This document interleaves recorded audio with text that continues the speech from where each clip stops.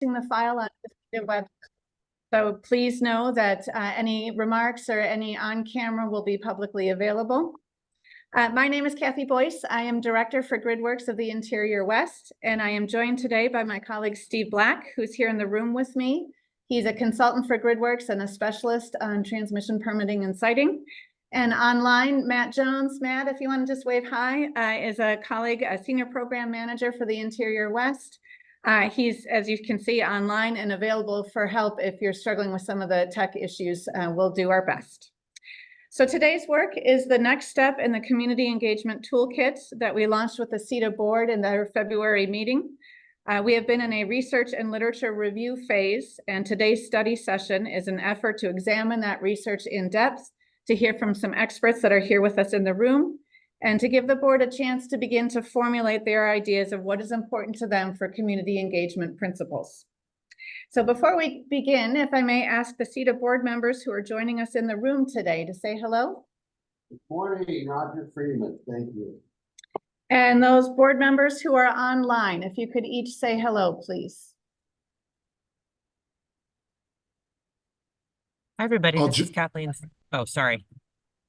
I beat you, Carl. This is Kathleen Stacks, calling in from the San Francisco airport. So good to see everybody. Sorry, I can't be there in person. I'll jump in now. I'm Carl Robigo with the, I serve also on the Partnership and Development Committee and a member of the board. This is Leah Guccione. We'll be joining you in person soon. Also a member of the board. Thank you, Leah. Nate Gutierrez, driving. Good morning, Nate.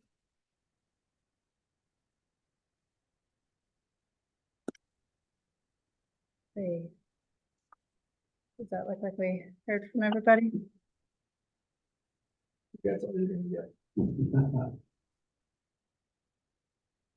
Okay.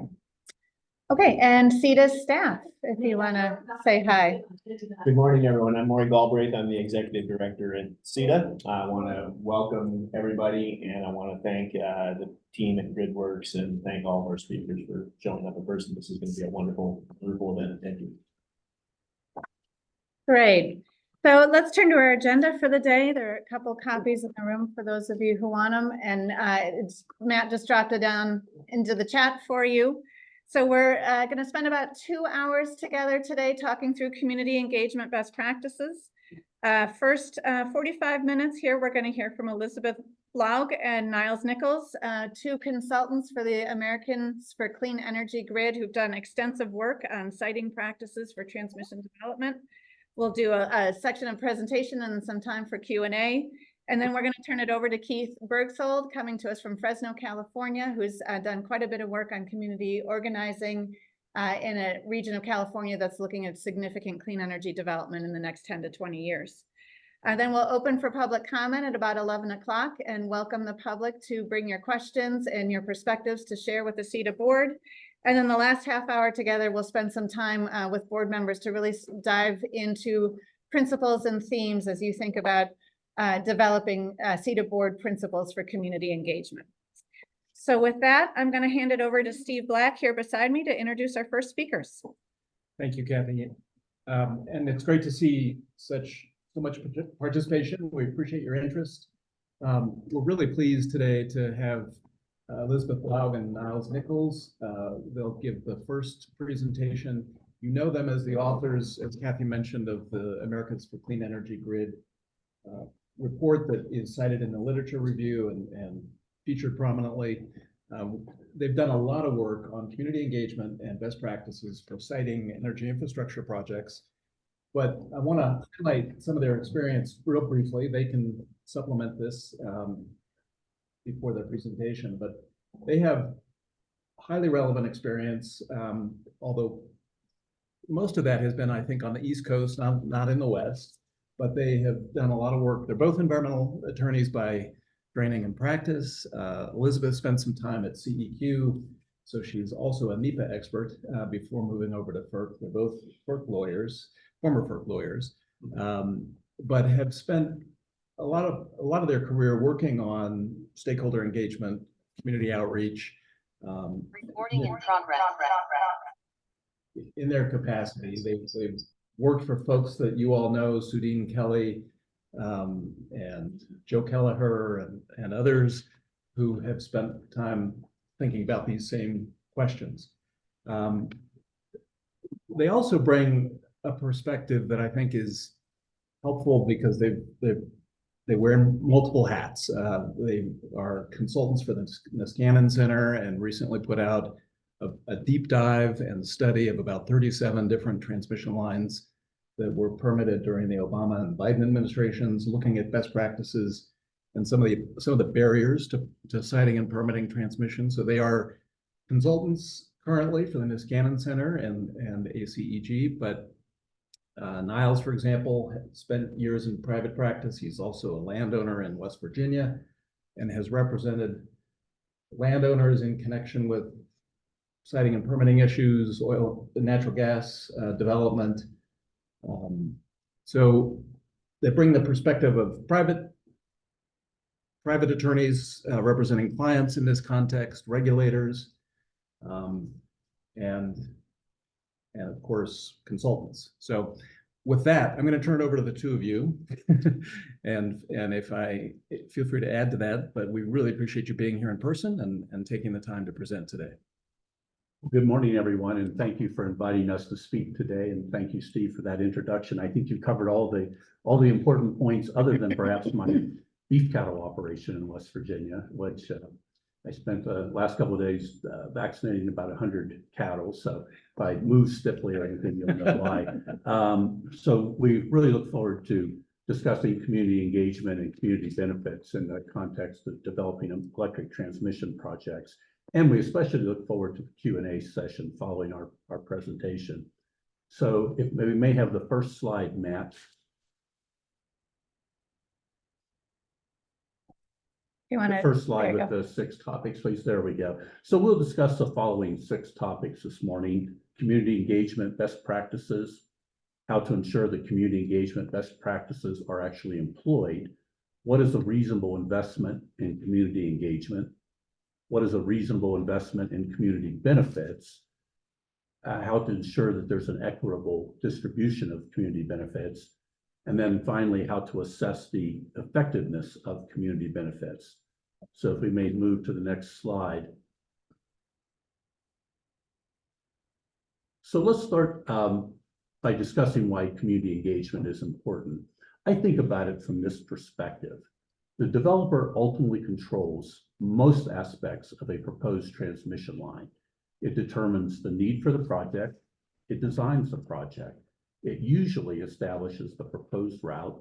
It determines project financing. It establishes a proposed timeline, and it controls the regulatory approval process in the sense that if it meets regulatory requirements, it will obtain the needed approvals. There's one thing that the developer does not control, however, excuse me, and that is public reaction to the project. This is significant because we all know that public opposition is a leading cause of project delay and even cancellation. There are several elements at the heart of a successful community engagement plan. The first is to educate the public about why the project is needed, its benefits, how the route will be selected, and the environmental, economic, and other impacts. The second is to provide a process that enables the public to participate in development of the project. While the public may have diverse concerns about a proposed transmission line, as a practical matter, in my experience, most concerns focus on development of the project route. Allowing input on this issue is crucial. A third element is timing. Community engagement should begin as soon as possible, before the route is determined and before applications are filed with regulators. A fourth element is inclusiveness. Community engagement should be broad and include federal, state, local, and tribal officials, citizens, and non-governmental organizations. If we may go to slide 3. An example of a highly successful community engagement plan is the approach that was taken by Minnesota Power for the Great Northern Transmission Line.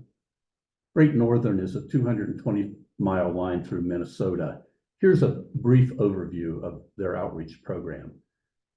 Minnesota Power began the outreach program 2 years before it filed the project application. Initially, the project team created a website, hotline, and dedicated email to answer questions. It also made interactive maps available covering a 20,000 square mile study area. Obviously, this is a huge study area. The study area was where the project might ultimately be located. Early on, the developer met with state, federal, local, and tribal officials and NGOs. It held 11 stakeholder meetings across the study areas. That input it received allowed Minnesota Power to identify routing corridors. Minnesota Power then held 28 additional public meetings to educate people about the project and obtain additional input. Then yet another round of meetings narrowed the previously identified corridors to 2 proposed routes that were included ultimately in the project application. The result of all that work was that the regulatory review and approval proceeded very quickly. I found it really interesting that the regulator, the Minnesota PUC, wrote a very favorable assessment of the outreach program. It's short, but it's well worth reading. Slide 4, please. Okay, so given CETA's broad authority in developing transmission projects, it seems that it's well positioned to ensure that community engagement practices, best practices, I should say, are employed. So at a very fundamental level, I think CETA could, at an early stage, require a partner to submit draft community engagement plans for its review and approval. And the plan should be specific. Some key elements would be the timing of the plan implementation, how landowners and communities will be notified about the project, when and where meetings and workshops will be held, and the substance of those meetings. And I think one model that CETA might want to examine is FERC's soon-to-be issued requirements for stakeholder engagement under their newly expanded backstop siting authority for transmission lines. And some of the details, which I assume will stay in place once it's finalized on May 13, is that first, developers will be required to engage in a process prior to filing an application that's designed to maximize stakeholder participation early in the planning stages. And that's called the pre-filing stage. And this is not a new concept for FERC. It's worked very successfully in the natural gas and actually hydroelectric application process. So during pre-filing, one thing that is new is the developer is required to provide a bill of rights to landowners, which sets forth some key things like timing and contacts and things that landowners should be expecting. Second, the developers will be required to prepare a public participation plan that details how they will facilitate stakeholder communication and disseminate information to the public. Again, public participation plan. It's not a new concept for FERC. It's worked in the natural gas and LNG field, so it's been successful and they're applying it to transmission lines. Third, FERC developed an applicant code of conduct that identifies measures developers should follow to promote trust and fairness in landowner communication. And that applicant code of conduct, although it is voluntary, it can be used in what I'm about to discuss for the 4th point, which is the statute that authorizes FERC's backstop siting authority requires the commission to determine as a precondition to granting eminent domain authority that the developer made, quote, good faith efforts to engage the public and the stakeholders, landowners early in the permitting process. And the developer may demonstrate that it has met this good faith requirement by complying with the applicant code of conduct. It is worth noting that some other states are starting to see the light in terms of pre-filing and engaging stakeholders early in the process. One is New York and another is California, and both have elements in their new legislation that mirror FERC's backstop siting regulations. Next slide. So this topic is, what is a reasonable investment in community engagement? As we've discussed, community engagement is about educating people and providing them with opportunities to participate in planning. What investment is reasonable, in my experience, turns in part on the level of public interest in a project. We've seen projects, particularly in the Western United States, that draw little public interest. Other projects, also some of which are in the Western United States, can draw intense scrutiny from thousands of people. Goes almost without saying that controversial projects require more resources, and community engagement must be calibrated according to the level of involvement. The important thing, though, is to do whatever it takes to educate and include people in decision-making.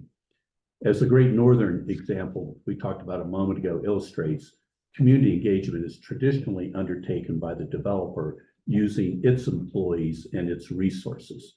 In my experience, and I started this when we were licensing nuclear power plants 40 plus years ago, it's difficult to put a dollar figure on the cost of community engagement, but it's clear that it is a very minor expenditure compared to the cost of delay or cancellation. If you think about a project that has a price tag of $1 billion or $2 billion with financing costs over a couple months, it can quickly add up to a huge sum of money. Next slide, please. So now we're shifting to reasonable investment in community benefits. And community benefits, which go by many different names, is the idea that a developer provides benefits to a community in recognition that the project may have impacts beyond those directly experienced by landowners whose property the line actually crosses. Community benefits it's not a bribe, it's not a payoff, it's not a cash cow.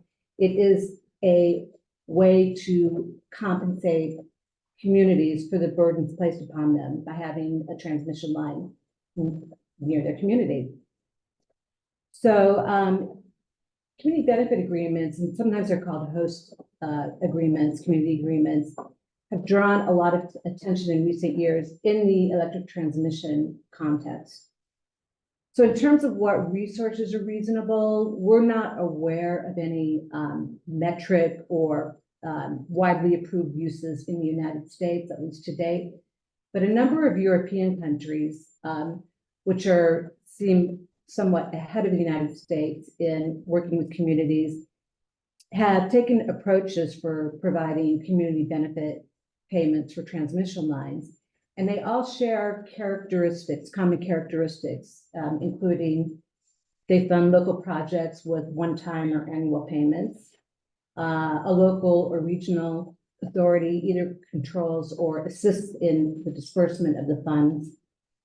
Amounts are based on project characteristics such as the length or the voltage or the project cost. And the benefits are limited to a set jurisdiction or to a predetermined distance from the line. And if you go to the next slide, I want to give you some examples. For example, in Ireland, Eirgrid, which operates Ireland's grid, responded to a 2012 policy statement established by the government for providing dedicated funds to communities located near transmission lines. And a community forum leads the community benefit project strategy. And the funds are released in phases as a project progresses and are based on, as you can see, the voltage and the mileage. So if it's 110 kV, then the community receives 45,000 euro per kilometer, and so on. You can see how it goes. In Italy, pursuant to legislation, local authorities can seek compensation agreements with the transmission provider. Compensation is based on a percentage of project costs, and it comes out to about 6% of the project cost. And the provider provides a list of project categories that it's willing to fund. So it's not going to fund just any old thing. It's going to fund things like environmental measures, mitigation measures, urban and infrastructure measures such as building or restoration of public buildings, constructing cycling paths, or improving accessibility to public buildings. And a little closer to home, Invenergy Transmission recently announced the New Mexico North Path Transmission Line, which is a 400-mile project, and it announced that it intends to negotiate a community benefit agreement with each county it passes through, with funding based on the number of miles that the project crosses within the county. Yeah. And I don't believe they've announced what the funding amounts are. And we're also aware of U.S. projects in which developers have committed to sizable economic contributions to communities or causes, and we're going to actually get to those in a moment. Next slide, please. So if one is going to make community benefits available, you want to make sure that they're equitably distributed to the extent possible. There's no easy way to ensure that community benefits are equitably distributed. The problem is that the population to whom the benefits are directed will inevitably have diverse circumstances, differing interests, and divergent points of view. One person might value a job training program, whereas another might favor aid to the local volunteer fire department. Fortunately, there are multiple options for approaching this issue. Here are a few. First, as Elizabeth discussed, one approach is to make available a set amount of money per mile to meet defined community goals. Another approach is to provide benefits that enrich an entire community. I've seen in West Virginia, my home state, a company fund a water treatment plant on a river that was heavily polluted with acid mine drainage runoff. This restored the river, making it fishable for the first time in generations. A third approach is to dedicate funds to a program that makes grants to worthy causes.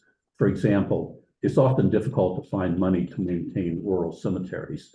Under a grant program, a cemetery association might apply annually for funds for upkeep. A couple of minutes. Similarly, an athletic association might seek funds to improve its playing fields. The value of this approach is that those who wish to make use of the funds essentially self-select by filing an application. Another advantage is that many grants can be made over time, thus helping multiple causes. Next slide, please. So how to assess the effectiveness of community benefits? Again, there's really no easy way to determine effectiveness, but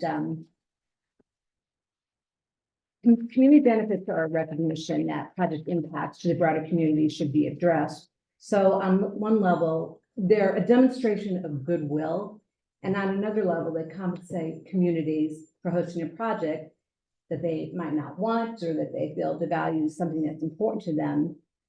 So I guess the ultimate test of effectiveness is if the community feels like they're getting a fair shake, and if that's the case, then that should result in broader community acceptance, or at least not loud objection to the transmission line.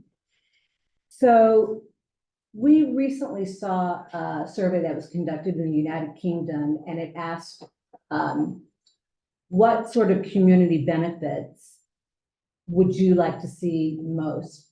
And the number one community benefit was free electricity.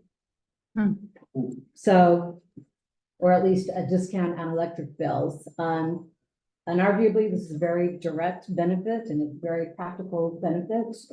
Number two, in case you're interested, was job training. So I just want to highlight a few U.S. projects in which developers have provided community benefits, and they've all resulted in, well, I can't say there's an absolute correlation, but projects are either built or going to be built. And one is Susquehanna Roseland, which I think Steve worked on. So correct me if I make any errors. And in this case, it was two public utilities that were rebuilding at a cost of more than $1 billion, a very old transmission line in New Jersey and Pennsylvania that crossed 3 national park units. including the Appalachian Trail, and the Delaware Water Gap National Recreation Area. And the impact of those lines and new, much taller towers, not surprisingly, were viewed as highly adverse, and there was significant public and regulatory opposition to the project. So ultimately, the utilities created a 66, give or take, $1 million mitigation fund that was dedicated to preserving and restoring and enhancing parklands. And thereafter, the project really turned the corner in obtaining more acceptance. I'm not saying that it obtained complete acceptance. And in this case, the community was huge. I mean, there was millions of people that used the park and didn't want to see new transmission lines and towers. So the mitigation fund clearly had significant value to those on both sides of the equation. And I imagine that the $66 million more than made up for the cost of what could have been an additional delay. And, you know, as public utilities that are subject to prudent investments, I would assume that the utilities felt that this was worth the investment. Just a quick request, maybe you can tell us where these projects stand, like, how far along they are? Susquehanna Roads one is built, it's done.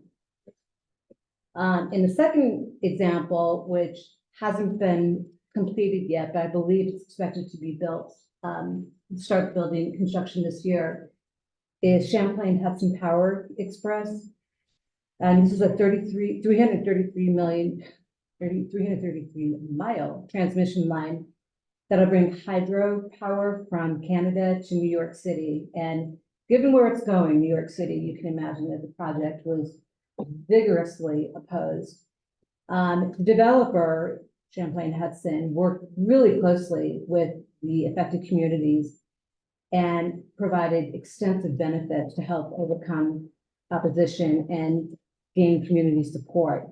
So, for example, in 2018, Champlain Hudson met with 5 North Rockland County, New York communities and signed an agreement that resulted in an alternate route through the county and provided things like $9 million for road improvements. And the developer also agreed to pay $223 million in taxes to Rockland County over the first 40 years of operation.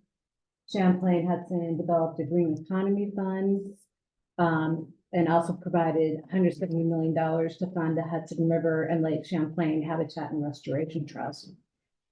And so ultimately, the developer was able to start building a major project in one of the most heavily populated areas of the country. And it's a region that has not been successful historically in building lines from Canada to bring hydropower into the Northeast, or New England specifically. So like I said, it's expected to start construction this year.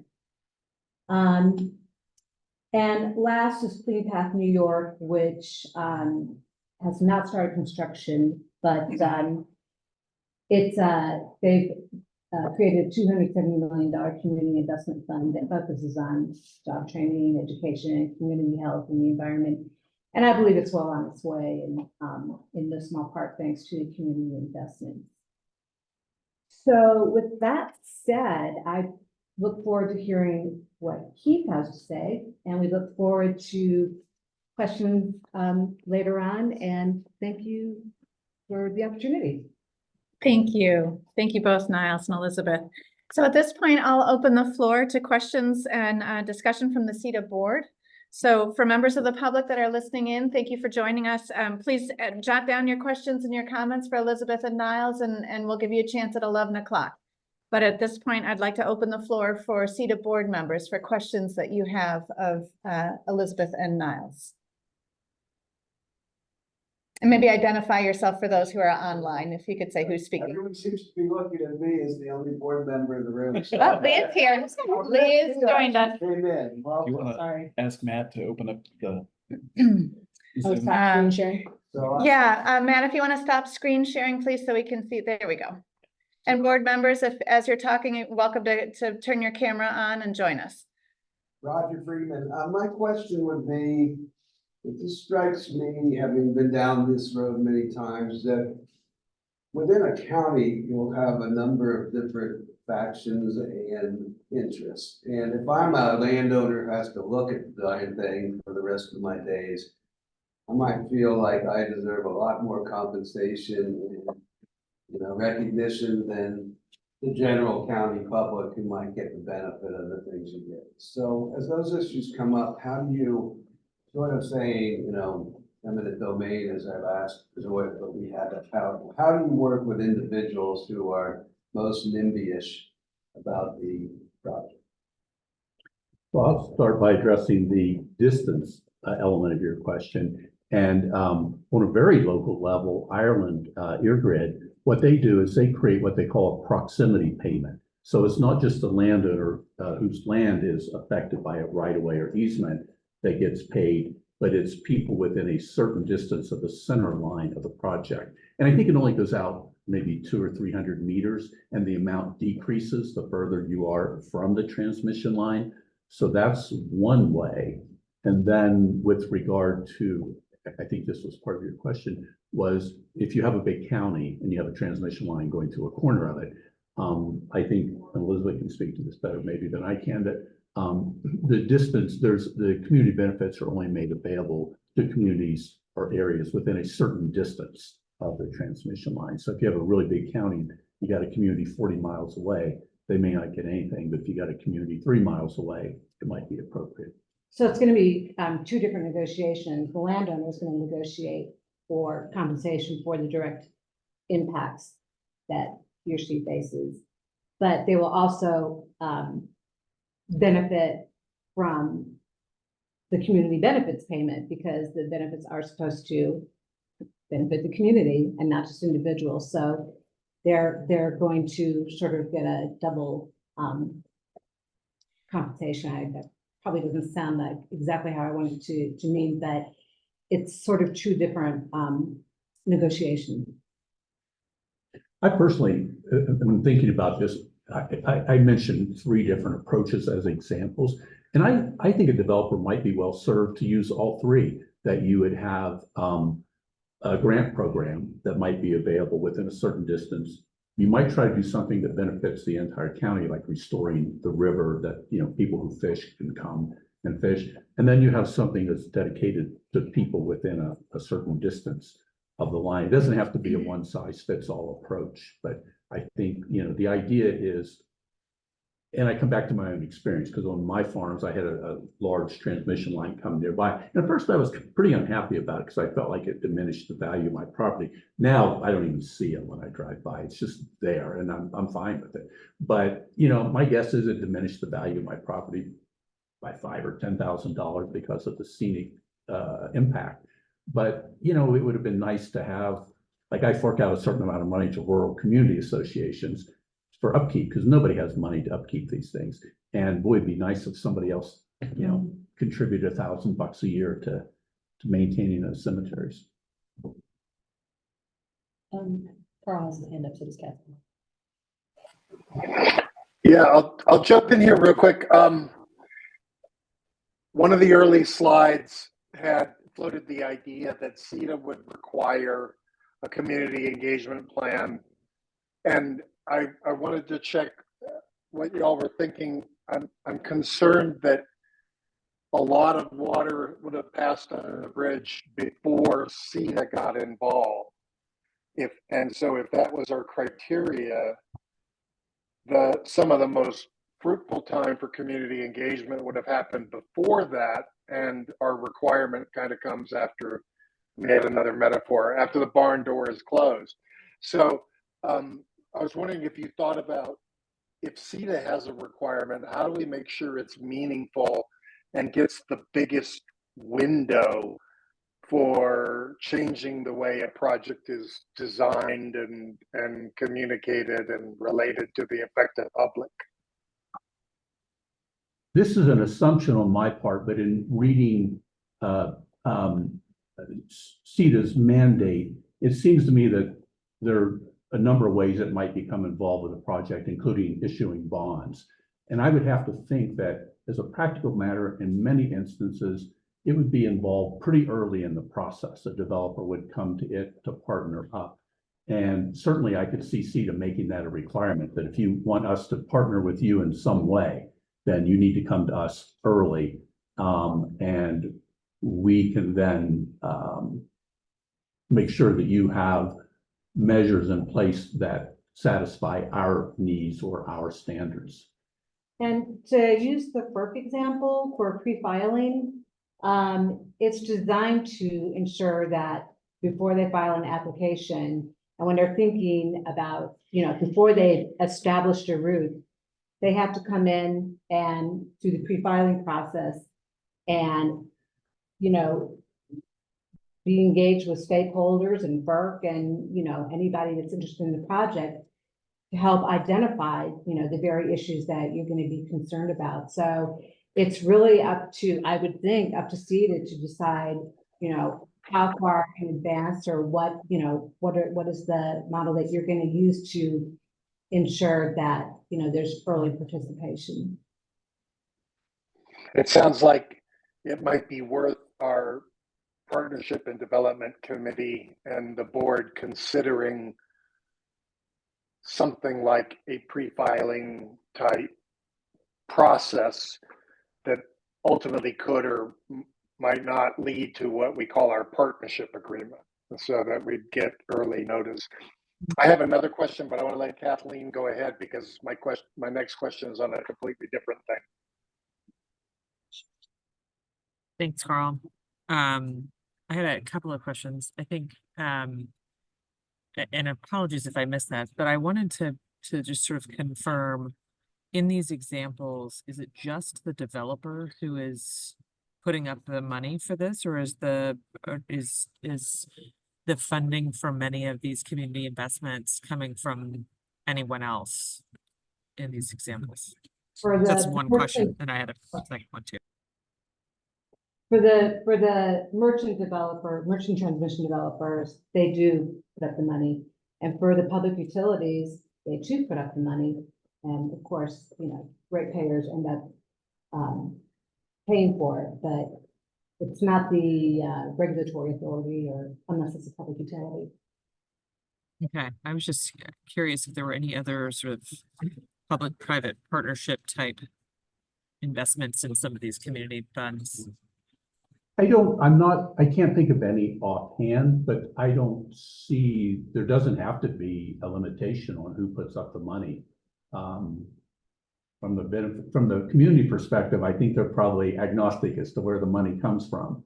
Kathleen, I think the way you would do that is by making some sort of public investment into the SPV that's developing the project.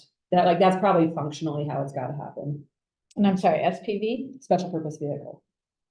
So when you do merchant projects, the project developer is going to create what's called a special purpose entity. And that's how they're bringing together the different financial players in the project. I'm not up to speed on the details, but I know in one of the recent big infrastructure acts out of Congress, I believe it's DOE is making money available for various elements of getting transmission built. And I believe community benefits might be a part of that. Like I said, I don't have the details in the front of my mind, but I'm pretty sure that's the case, that there could be public monies available. Are you aware of any examples where the regulated utility has a limitation on the amount of community benefits that it can provide? Are there barriers to what they can do? Or do they have cost recovery in the back of their mind all the time and they're worried about it? Well, we actually talked to, when we were doing the case study on Susquehanna Roseland, we talked to the guy who's sort of the project manager, and he said that they were just constrained by prudency standards. So I don't know if they have like internal, number. if there's an actual number, but if they do, we're not aware. I would make the point again, though, that even if $66 million comes out of your shareholders' pockets and you avoid 2 years of delay at a cost of $300 million a year, that seems like a pretty good return to the shareholders. I know we've got several hands up. Kathleen, I know you have a second question, but I'm going to turn to Leah in the room here for a minute, who also had a question. Thanks, Kathy. Hi to folks in the room, Leah Guccione, finally here in person.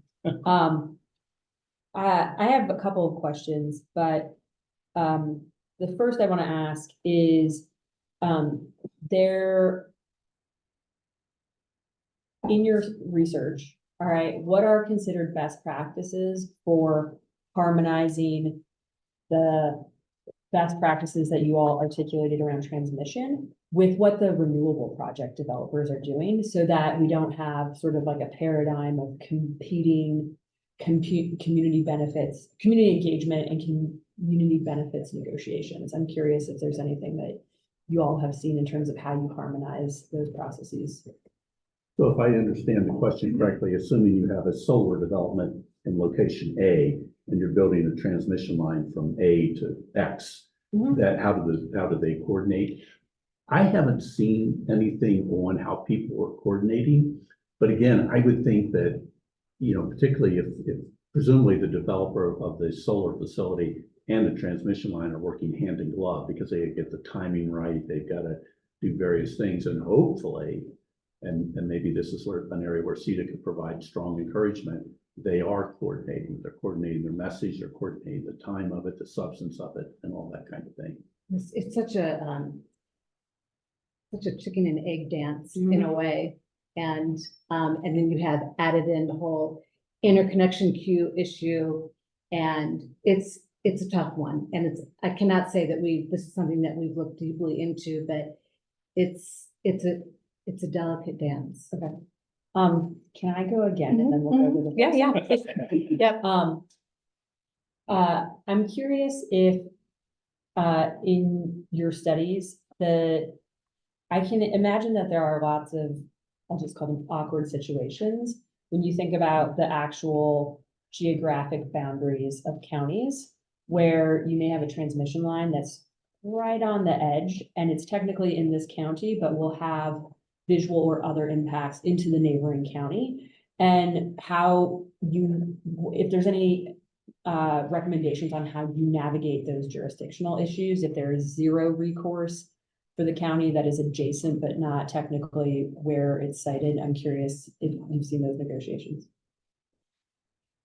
I haven't seen the negotiations, but as I was responding to its question, I think the multi-purpose approach that, you know, if you're cleaning up a river that goes through the 2 or 3 or 4 counties, that might be a helpful thing for the broader region. And I think this is just an area where you've got to have a lot of creativity. You know, you need to have a trust, you know, probably one of the best things a developer can do, in my opinion, is to engage some trusted voices from the community. And by community, I mean, it may be a multi-county area, and they understand what the issues are, the hot political buttons and all that kind of thing. And they can probably help craft a solution that pulls in all the different interest groups. But it's my thinking is definitely should not be a one size fits all or a single approach. But it sounds like the onus is on the project developer to use that kind of common sense. Again, but you know, and of course, coming from a regulatory background, a regulator can do a tremendous amount through policy statements, regulations, guidance, and say, this is what we expect of people that we're going to partner with. And also, I think that the idea of like proximity payments that are, you know, on a sliding scale, and like Niall said, I think creativity and flexibility. I know that if you look at Eurogrid's website, it doesn't specifically say, it doesn't provide a lot of specifics in terms of how to define a community, but it does say we're all about flexibility. This is by analogy, but something you might find interesting is FERC has a certificate policy statement, and an applicant has to satisfy that before FERC will sign off on an interstate natural gas pipeline.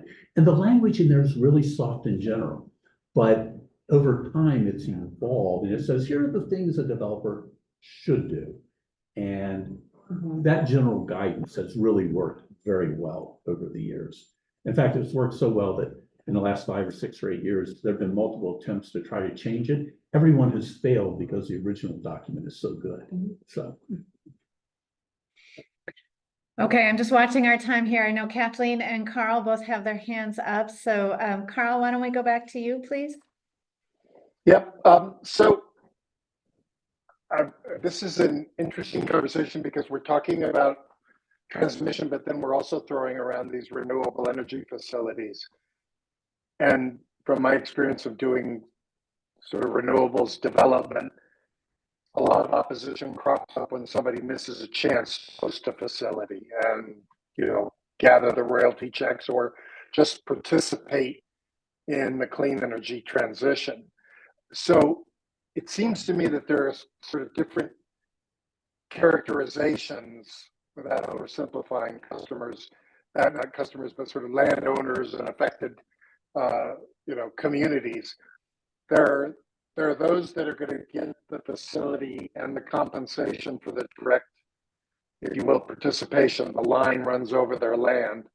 There are those adjacent who might have a chance to participate in the clean energy economy by hosting facilities that can interconnect to new transmission, which is an ultimate but not direct goal of CETA. So it raises the question of whether or not the planning should also talk to us about that follow-on and related infrastructure development that is enabled by the transmission line that we're primarily focused on, sort of like the way that innovative technology in Southeast Colorado would allow interconnection at several points along a DC line. And then there's the community of people who are in opposition or, you know, apathetic. And either they don't care, or because they don't get to participate, or because they just don't want to look at it,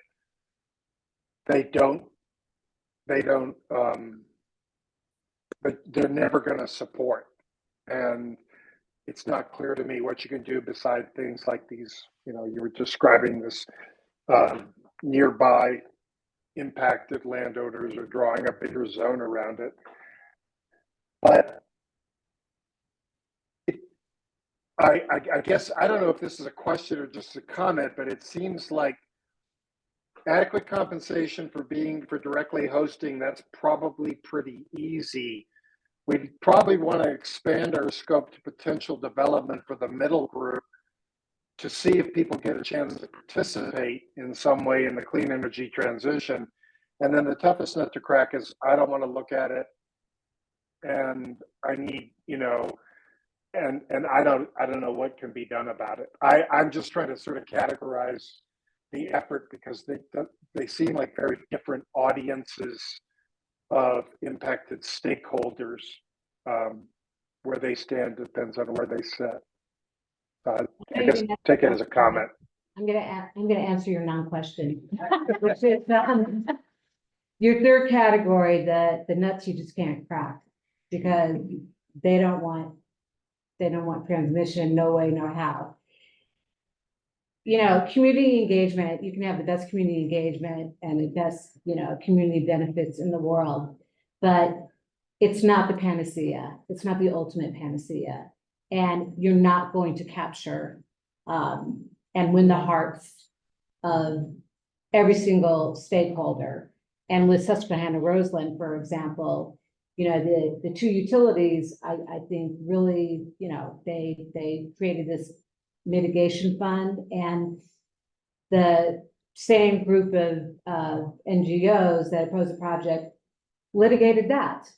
And they lost, but you know, you can't capture the hearts and minds of everybody, and that's just a fact.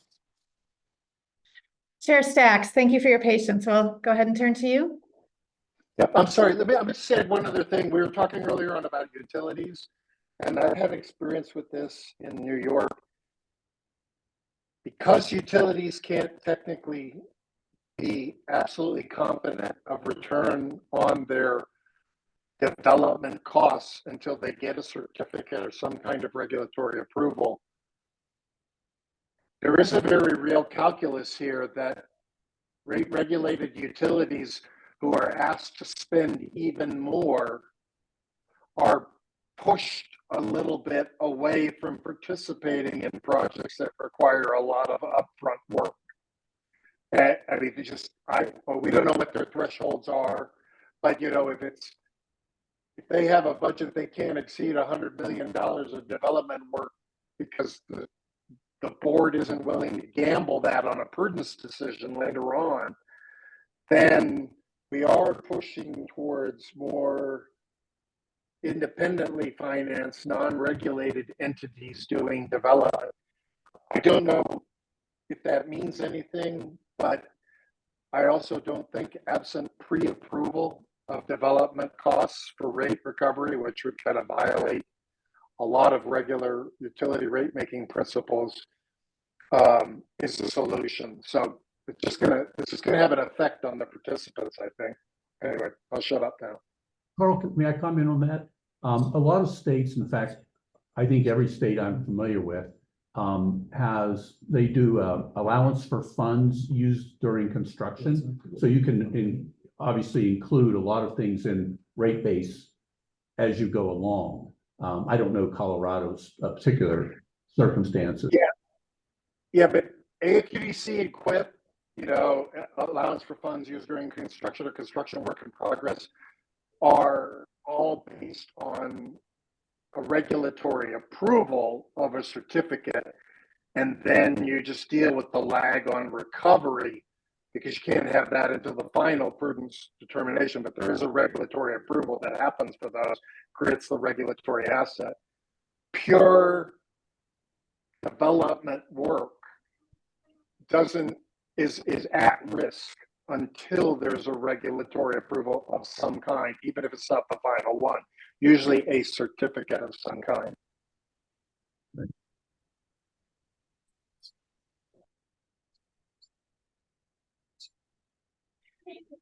Go ahead, Chair Stacks. Kathy, you can't call me Chair Stacks. It makes me very uncomfortable. I can't handle it. It's not to refer to all of you as directors. I apologize.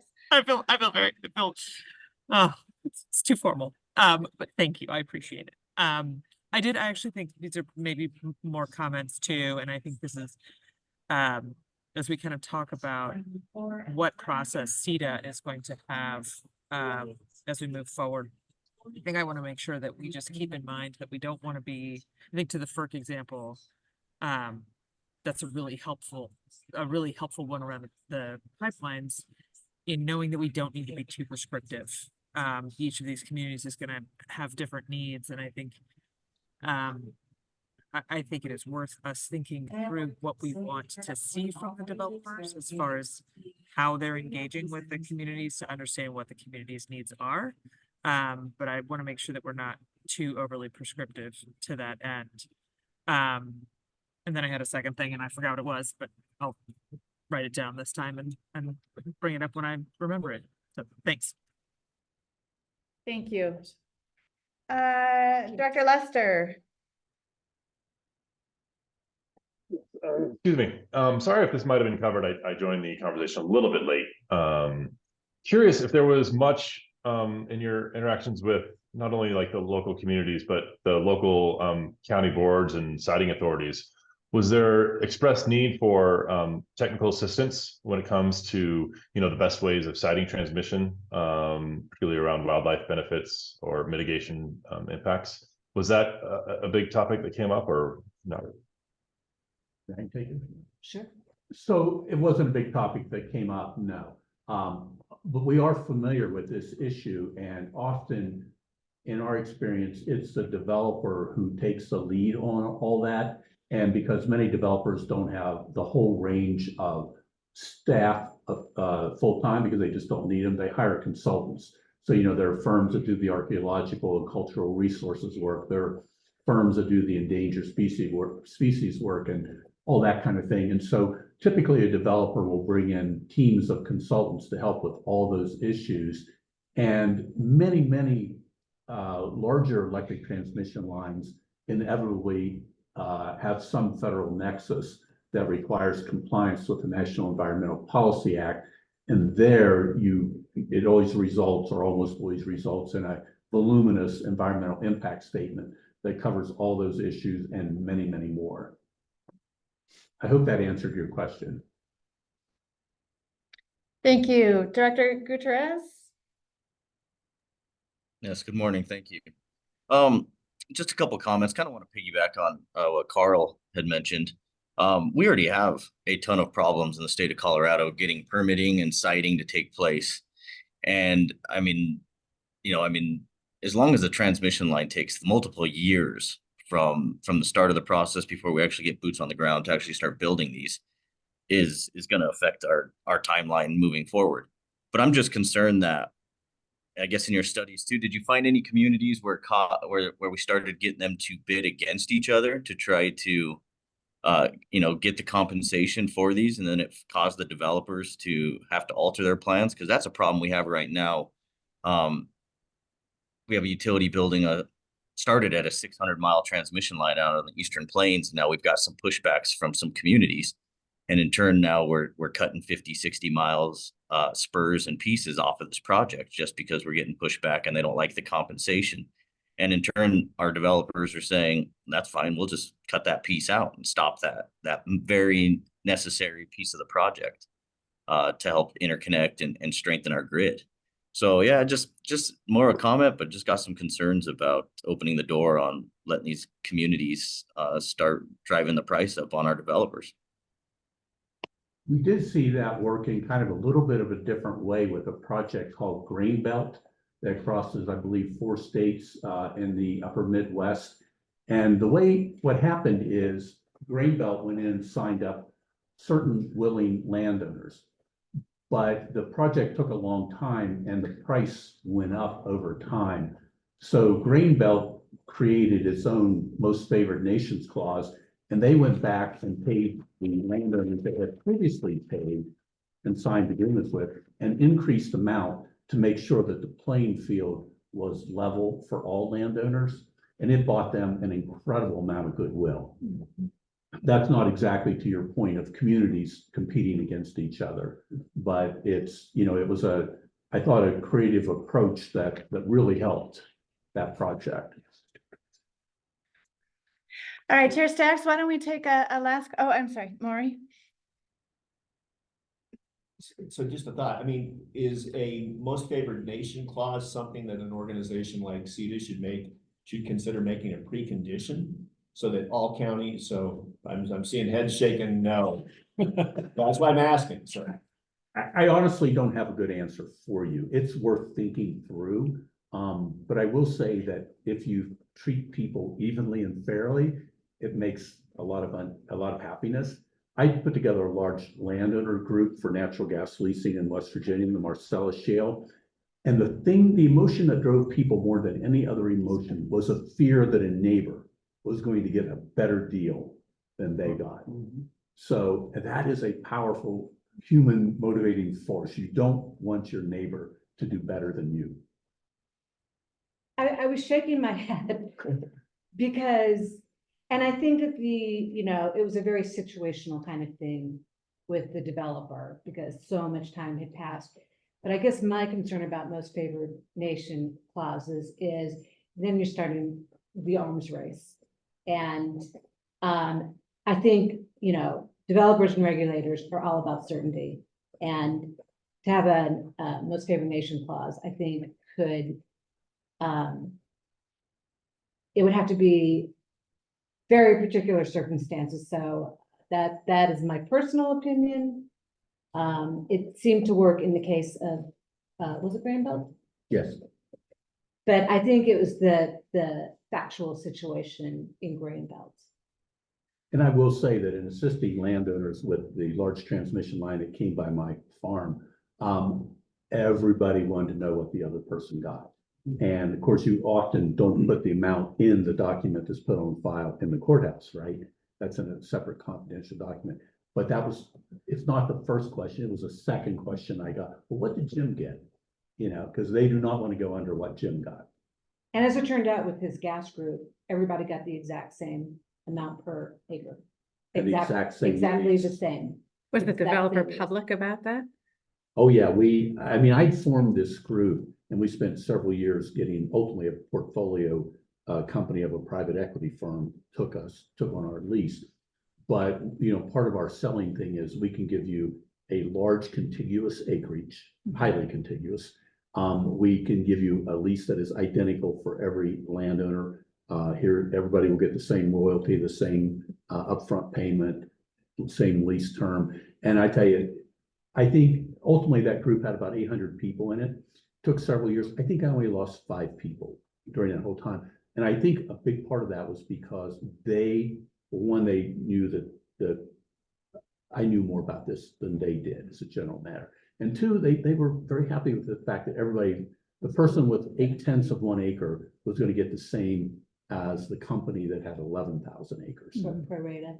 And it's interesting because the people that did not join the group and leased separately for a lot less money, there were a lot of hard feelings. You know, even though the people that got all the money had, you know, they just kind of stuck with it and waited until, you know, it ran its course, but ooh, there were some hard feelings. I think we do need to return to Kathleen. You've been very patient. Thank you. Last question, and then we're going to transition on to Keith Bergsholt. Well, and I think this was, you guys touched on part of what my question was, and it was about how much of these things are become public. And I think for CETA, this is something, again, that we'll have to give some thought to as far as what we require from our partners and what we will ultimately end up needing to make public through by virtue of our participation.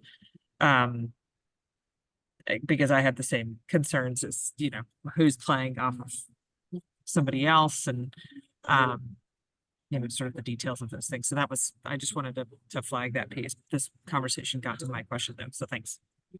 Real quickly, if I may, there's a real beauty to the European system that Elizabeth mentioned where there is a set amount per kilometer of project. So everybody knows what the deal is. You know, in the same way that like in the Italian system where they use approximately 6% of the project cost as community benefits. Again, you know what the deal is, you know how much money's on the table. And there's a real argument for that, in my opinion. And you know it's on the table, but it's the community themselves that decide how that money is going to be spent. So community A may decide to spend money on X, Y, and Z, and community B will spend it on completely different things, but they are basically getting the same. So I agree with Liz. Well, we're gonna transition to Keith. Before I let you go, though, just a couple questions. You alluded to work you're doing right now for America's for the Clean Energy Grid on community benefits agreement. When do you expect that report to be done? Our understanding is June, but you know how these things have a way of there's mission creep, but we expect the report to be out this summer. So that'll be helpful to all of us. And so thank you for that. Second, you mentioned the backstop siting authority decision. You expect that final rule May 13th. May 13th. They're holding a special commission meeting to deal with that. And I believe the interconnection. Cost allocation, Cost transmission allocation. planning. Yeah. May 13th. Okay. Stay tuned. So that's going to be relevant. And the code of conduct in the final rule is you alluded to in your presentation. So yeah, it should be an appendix to the rule. Okay. And lastly, we've touched on this, but I think it would be helpful just from a definitional point of view, particularly, and I'm gonna, Elizabeth, ask you, given your experience at CEQ, we've talked about landowner payments and obviously for an easement, that is part of acquiring the property, right? We've talked about mitigation, which can arise in a number of ways, but typically under NEPA, you know, you'd mitigate for impacts to natural, cultural, historic resources. And then we've talked about community benefits agreements. What is the legal leverage for the latter? And is that distinction correct? Those 3 categories of payments. So landowner acquisition, right? Land rights, right? Easement payments to a landowner. Mitigation for environmental or other impacts. And then community benefits agreements. What's the I mean, I understand the prudency determination at the end of the line, but what is the regulatory leverage for the community benefits agreement? Well, for mitigation measures, I think that might be baked into the legislation. That mitigation is required. I mean, underneath it's required under certain circumstances. Well, I hate to say this, but I think well, no, I'm actually not going to say that. But for community benefits agreements and what was I'm sorry, there's a third one? Well, Mitigation. No. let me put it this way. I think the CETA board will need to consider using its authority. I see. To incorporate the requirement for some form of community benefits agreements. And Nate, I understand your point as well. Okay, But that's a conversation the board will need to have in the future. okay. Can we use our authority to incorporate this idea of community benefits as a condition for partnering with CETA? I see. I mean, I would think I'm going to use the FERC model again, because that's one I know best, is they will only approve a transmission line if it's in the public interest.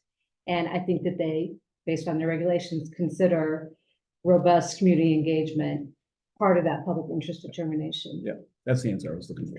And if I can just add, I think that, again, CETA, whatever authority it uses to, I'm just gonna use the word partner, I don't know if that's the right word, but to partner with something, it seems to me that if you're gonna issue $500 million worth of bonds for a project, you're in the driver's seat in terms of saying, this is what we want from the people we partner with. Yeah. Or for, I'm not sure what other authorities you might use, but as long as you're partnering in some way that's providing a material benefit that the developer needs, assuming CETA never develops its own projects, you've got a lot of power, I think. All right, thank you again for being here today. I expect you'll be available as we have questions going forward. And real quickly, if anybody needs access to for policy statements and that kind of thing that you can't find, email us, let us know. We'll be happy to get those to you. And we will certainly keep you apprised of all these other different projects that are relevant to today. Great, thank you. Great, Thank you. thank you. Keith, Yep, and I do see several in the chat. For folks listening in from the public, we will give you a chance to ask your questions here shortly. We're going to turn to Keith Bergsold for about a half an hour for presentation, and then we'll open to public questions. Thank you for your patience, Keith. No problem. I enjoyed it. so this has been a great conversation. Keith, we're delighted to have you as well. Keith is a former city planner for the city of Fresno and community benefits or community organizer in Fresno. You don't look old enough to have 49 years of experience in community. I'm younger than I was. City planning and community organizing.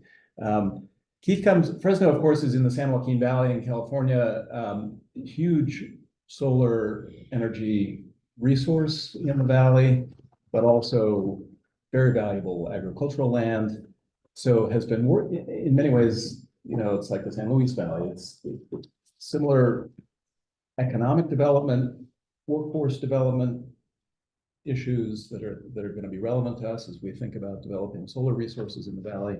So we really appreciate you coming today and sharing some of your experience.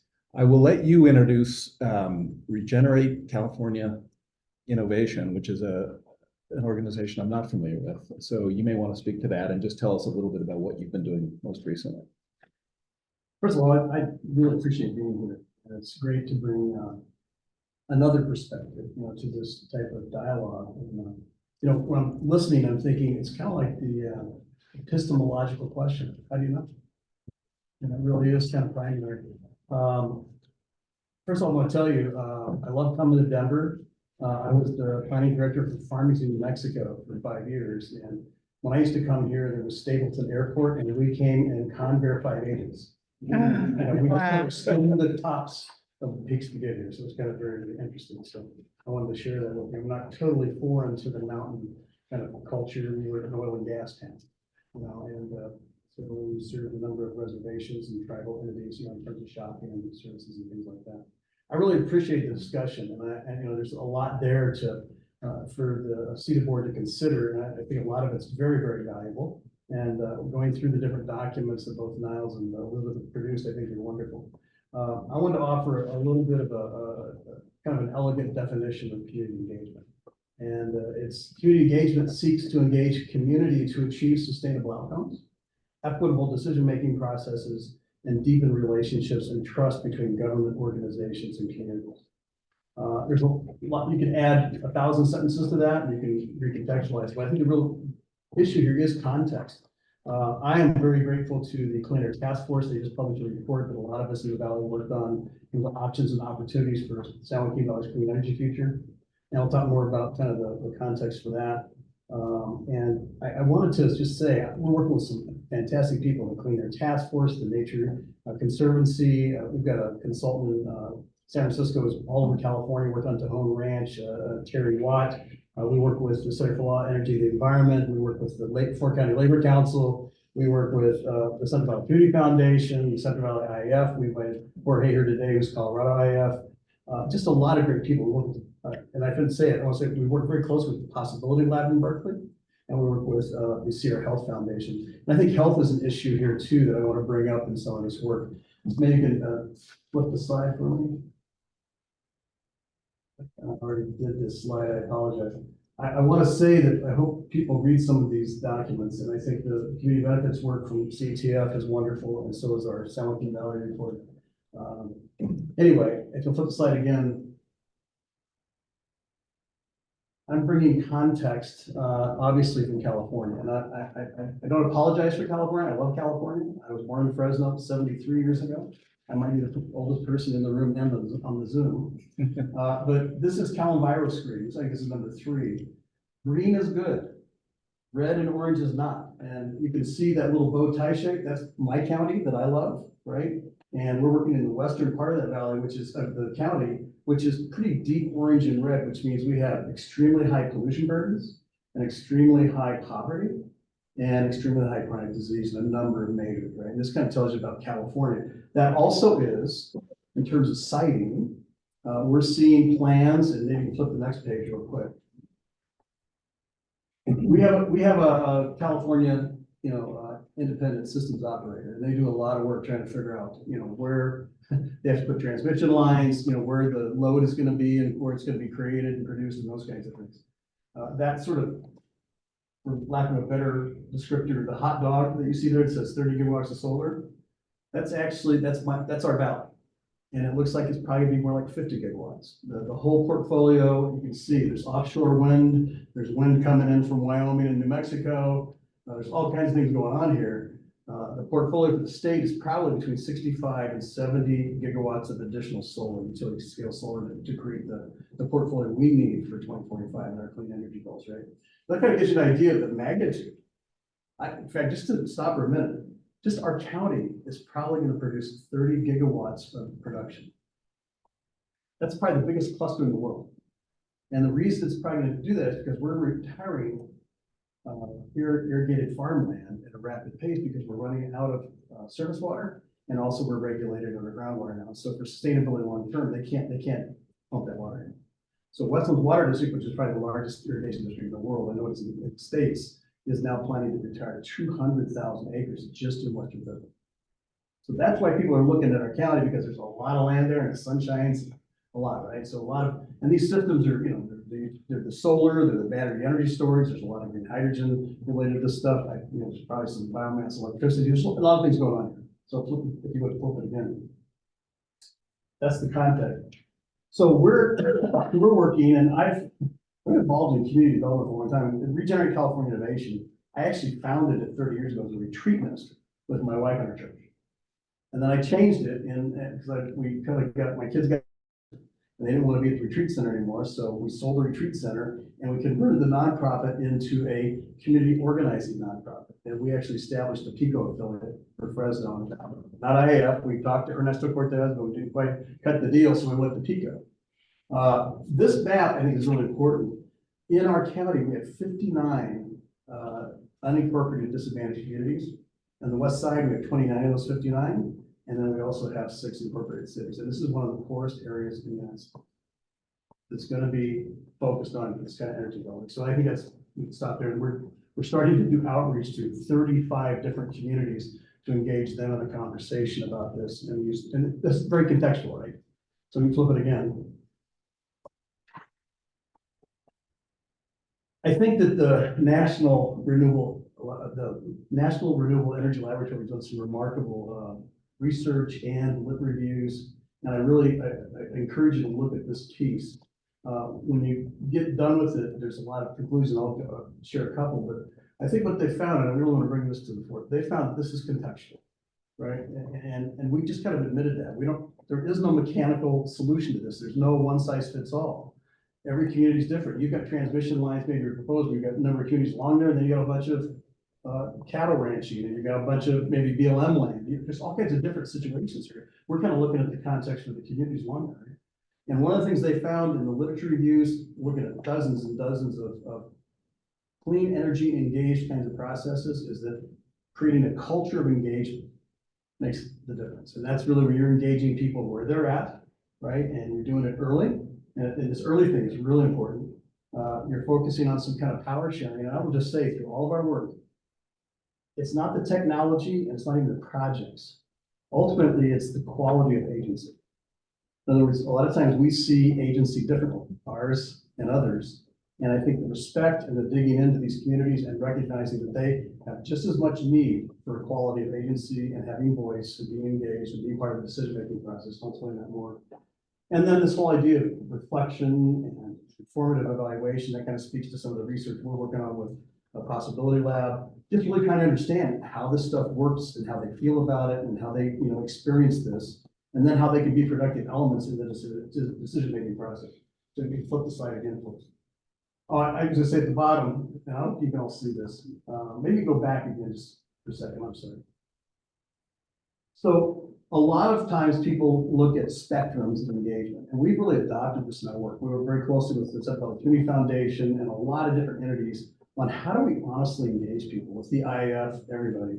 And part of it is thinking about moving past what we might consider as token information to actually a sense of we're sharing some kind of ownership of this problem, we're going to solve it together. And so the spectrum I'm telling you about is really speaking to this idea that when I talk about ownership, I'm not talking about ownership of energy facilities. I'm talking about ownership of knowledge and the generation of solutions together. Okay? So now you can flip the page. And we can't see it quite here. I think we'll move that over a little bit so people can see the whole thing. There. Okay, so this is kind of really a sum, and it really represents there must be 20 spectrums of engagement out there. Okay. One from Harvard, one from everywhere, right? I just like this one because it moves really quickly, and we did this color scheme was kind of consistent with theirs. But typically, and you guys aren't doing this, which kudos to everybody. You don't ignore the community. Informing them sometimes is seen as placation, right? Consulting as tokenization. You get into the green, it starts to look like voice. You keep moving to deeper green, it looks like some power development, and then community ownership, right? Of these shared solutions, shared problems, and things like that. So I bring that up, look at it more closely. I think it's really elegant. There is some reference in best practices for clean energy community engagement that also the National Renewable Energy Lab has done that uses this. So you can flip to the next page. But I think this is the context, right? Some of the engagement we're trying to get to. And this is really, I've worked with development as a city planner, as a community developer, as someone who's trying to figure out, honestly, how to engage people in defining desirable development. Because what's happened in a lot of our communities is they don't know what's desirable. And so they fight everything. And the mass of opposition is getting pretty interesting to lots of kinds of different development, even affordable housing in our city, right? Even affordable housing, we're down 50,000 units and there's opposition. So this is just there's nothing pejorative about this. This is more descriptive. But what I found, and I put this together, so I'll take responsibility for this little table. But the difference between transactional and transformative to me is really important in the developments, the whole development realm. And so looking at communities not being prepared, typically the community gets a notice in the newspaper or is asked to come to a community meeting and there's a project that's already fully specified. And then they're asked to make some kind of comment, right? And if they feel like they're left out and it's late, then they're probably going to go negative, right? Sufficient preparation. A lot of the projects, obviously a lot of the engagement, it's transactional, prioritizes project needs. And what we're saying is when you engage the community early, it's both needs, right? The project and the community. You can go through this. A lot of mechanical, untransactional, punch list, time constrained, got to get this done, don't want to waste any money, and And we think that transformative is more contextual. It really relates back to what you're talking about in terms of there's all these different communities that are composed by different people with different interests, right? Those kinds of things. And relational. I want to talk a little bit about the, what was it?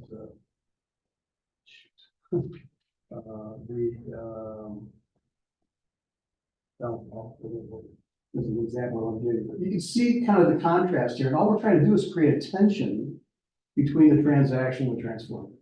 So if you have goals of using your power and your initiatives for some sort of transformation and trying to unite people, then you kind of want to at least know about this tension. Does that make sense? You have to have the tension in mind. You go to the next one. I want to stay on time.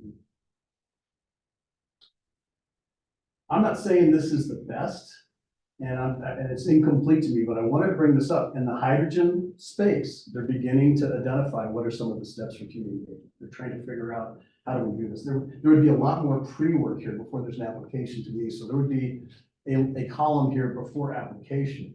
But this starts to tell you that the hydrogen guys, and of course they got a lot of money, you know, and the DOE says they want community engagement plans. They will not, as far as I know, pay anything, and they will not enforce them. You have to do your own community engagement, community benefit agreements, which are enforceable between the entities, right? But plans are kind of laying it out. But I wanted you to see this because I think some people are beginning to think about this more and more and lay out scenarios for the kinds of steps that really recognize the contextual and relational nature of this. You can go to the next slide. So when I thought about this, and I'm reading your materials and thinking about it, you know, the question comes up is, how do you make sure any best practices you adopt are actually implemented in a way that you like to be done, right? And for us, I've worked with developers now. I started with the city of Fresno in 1974, and I went to the city of Farmington, and I did another tour of duty with the city of Fresno between 2006 and 2014 as the assistant planning director. I think we put too much on developers, and developers they have very important interests. I recognize those. We need development. We need that kind of energy going into things. But for a lot of communities, they're not able to translate the developer's interest to theirs. And so what we'd suggest for your consideration is an intermediary. In other words, the idea is to get way ahead of this and hire some. That's the reason I brought Oregon. You got a Colorado statewide organizations organizing communities to literally have voice, right? And be engaged in big issues. And I think this is a huge issue, right? There's also technical advisory from the National Renewable Energy Lab. There's a combination here of community and technical assistance that gets people up to a threshold where they are moving towards that darker green, if you will, right? They're moving towards the ability to really feel like they're engaged, their voice is part of the process. All I would suggest is I think that you need to consider something like that, because if you can do this and start to look at all the areas where you're going to have impact as a transmission commission, you could get way ahead of this and start to engage people in knowledge about just the whole clean energy revolution, about what transmission means, what you see the site generating utilities. There's a whole bunch of stuff, so that when you get towards a specific project, they are ready to engage this, right? But that takes work. That takes some work, and you have to identify, you know, probably the first 3 or 4 years, that kind of thing. So I'm just suggesting that when I put it all together and I think about it, I think there's a missing intermediary. You know, for the work in California, we're trying to develop that and not make it monolithic. You know, there's probably intermediaries in every county, that kind of thing, but that sort of thing. So that's one of the ideas. Move to the next slide. And so I think the questions that have been raised are absolutely appropriate. You know, how do we define reasonable investment in community engagement and community benefits, and how can we define equitable distribution and effectiveness? And because every community is different, and every community is composed of different interests and different stakeholders, and they have all these kinds of things. You literally have to kind of filter those questions through this contextual work in the community, right? And I think you start to innovate things that might become generalizations. But when you start with generalizations, you're probably, you know, it's the square peg in the round hole, and you're probably going to force some kind of opposition because you haven't listened first. If that makes sense, right? And so there's some combination here of probably taking this on as a possible project that would actually begin to help expedite projects in a greater way down the road. If you wait and you wait, then you literally will not have the information you need from the community to make good decisions. that sort of thing. So I think the one I wanted to share with you is Fountain Winds. I don't know if you guys are familiar with Fountain Winds. It's an onshore wind project up in Shasta County. I love our state, and I think, you know, there's all kinds of things going on, but somehow the state and the developer managed to organize a very interesting diverse coalition. And I really have you read the Shasta Scout article about this. They've united conservative Christians. They've united people that support Trump with environmentalists and the tribal groups. I've never seen anything quite like this. In They've favor of the united project or against the this, project? they're against it. They've united all these different interests. You would think someone would side one way or the other. They're all together and they're against it. And so now the tribe has joined the county and suing the state for their AB 205 opt-in, which is an acceleration. This stuff's up in the air, right? And I don't know of anybody that really sat down with all those interests beforehand and figured out, is there any way to do this that would make any sense? And now you're talking about hundreds of millions of dollars wasted money. This is gonna and so you see what I'm saying, right? I think that's the message I wanted to bring, is there's a role here for this kind of engagement. Next slide. So I just want to tell you that something I don't see necessarily in the literature, but I see it in our area, maybe because we have a lot of chronic disease and we have a lot of people trying to recognize that, you know, about 90% of health doesn't have anything to do with medical. Right, it has to do with jobs and housing and access to education, skilled training, and that kind of stuff, right? So what we've done in our work, and we're organizing now, we're out talking to all these rural communities, right? And when you give them, if you'll go to the next slide,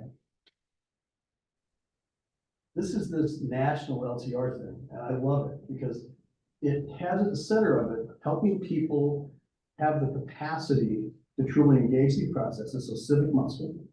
They have an identity, they're a small community, they're part of an affinity group or whatever. And we're looking at a natural, you know, thriving natural world, basic needs for health and safety, humane housing, meaningful work and wealth, lifelong learning, and reliable transportation. We're trying to frame both the introduction of how this community engagement stuff could work, but also how to prescribe maybe boundaries for how community benefits could be spent. And we've tested this with several energy developers, and they love it. They said, if you could actually bound this and say that all we're gonna spend that money on, we think we could probably have some conversations about cash benefits that might go into a nonprofit that the communities operate. That's not the total solution, right? But in some counties, that may be the solution. There's so much impact. There's so many communities that need that voice. You may want to create a new organization, right? That can actually manage these community benefits rather than fragmenting it out. And by the way, this does not eliminate in-kind benefits. That doesn't eliminate just the general benefit of us addressing climate solutions that we need to, right? But we're saying some of these communities are so bereft of resources and other things, and now they're the impact areas for thousands and thousands and thousands of acres of not ag anymore, but utility scale solar and things like that. But I bring that context. It doesn't obviously apply to everything. And then I'll share one more thing really quickly. Next slide, please. And I know there's a disadvantage in Colorado. We have a thing called AB 117. And we have community choice aggregation, and it's working in California. We have 25 CCAs, and there's 15 million customers. And we're looking at that structure at a community level, having conversations. How do we get some of this power to actually generate a whole new set of diverse industry for us? We've been the low cost wage, the low cost ship the product out, whether it's ag or anything else. We want to figure out a way to add value. So we would like to have, because of clean power, the ability to bring in new manufacturing, new fabrication, new assembly, new high tech into our county. And we have been able to do that before. And honestly, the CCA is a salvation, at least as a structure, because we could actually buy power. It could come into that community organization. It would be probably a JP of cities and counties. I bring that to your attention. I also know there's lots of different issues here, but distributed power, really important, right? We think that that's where a lot of, there's got to be a balance in this, and people do want energy. I thought that was great, the outcome. We see that in a lot of this, if they want their own, you know, if they want to have some kind of domain over their power, right? So there is a balance between utility scale and distributed power systems. So I would just say that we're looking into that, and you know, we're trying to figure this out. So I'll leave that alone. And I appreciate being here just to bring a different perspective to this. And the idea would be that there's so much potential for engaging the community in certain ways with skill sets from people who've done this for decades and decades, where I think they can become peer partners in this rather than some subject of a mechanical task that has a punch list. That makes sense. I'll stop. Thank you. Yeah, thank you.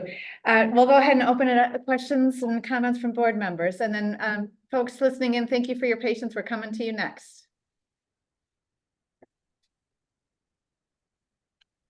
Well, Roger Freeman, thank you so much for your presentation.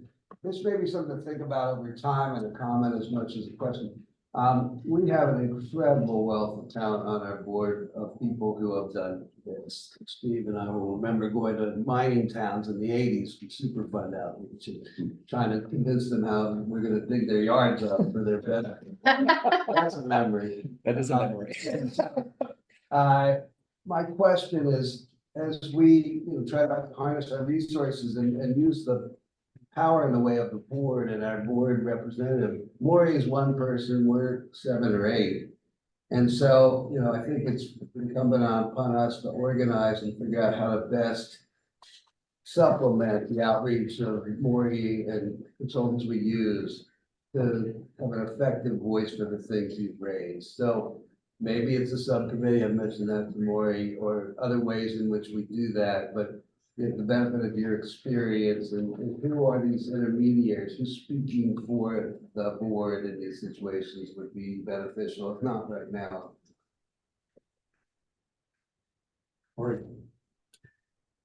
So I have a question about this concept of an intermediary that works for the local community, the local government authorities. I don't know exactly who they work for in the local community.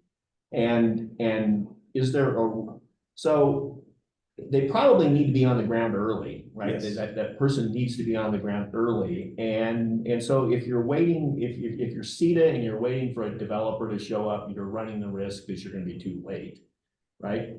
CETA has some unique authorities. We have the ability to, accept donations. So, we could potentially create a fund that would be available to local communities to draw on, and we could offer some assistance in hiring a intermediary for them and sort of try and, if we, this is me thinking outside the box and probably thinking a little bit too enthusiastically about it, but I mean, there's a lot of independent transmission developers, there's a lot of incumbent utilities that could potentially contribute. And if everybody contributed and CETA sort of controlled the purse, would that be a way to help get intermediaries off the ground early? Yes, and I think what I'd say is I use the term intermediary kind of in a guarded way. Sometimes they become brokers. We do probably for brokerage function. I use that because this is kind of I'd really like to present a 20-box matrix to you, right? I decided to make it 3 things. You got the developer, you got the community, you got intermediary, right? And somehow you need somebody between you guys, I think, and them to be able to translate these distinct contextual needs and goals and differences in stakeholders. I think something like that more would work, but it's something we could talk about and figure it out. Maybe there is a engagement fund that people who are going to be developers, feed into for you. So you're not just scrambling, that you have enough resources to make sure you put people on the ground. I noticed your map also you got 5 or 6 areas that really would be interesting to look at each one because they're distinct geographically.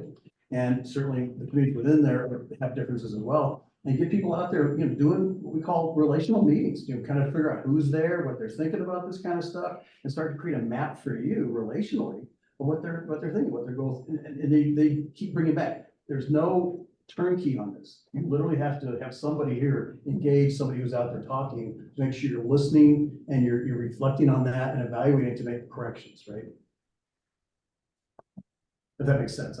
So I can't say I know exactly the structure. I want to be careful with there being some massive intermediary between you guys. It's just, I'm trying to present an idea. Yeah, we'd have to present the business case to the transmission developers and the independent utilities, but I mean, ultimately, I think you could make the case that it benefits them. It gets an independent entity on the ground early. They might want to sort of approve a short list of intermediaries that they, find acceptable, right? But it could be a short list. It could be, 10, 15 people maybe. And then the selection of the intermediary is from the local government. And if CETA was able to sort of help kickstart that, that seems to me to be a real win-win for the state as a whole. And something that maybe, we're uniquely, I'm always looking for those things that CETA is uniquely situated to do that other state agencies or other entities like the transmission developers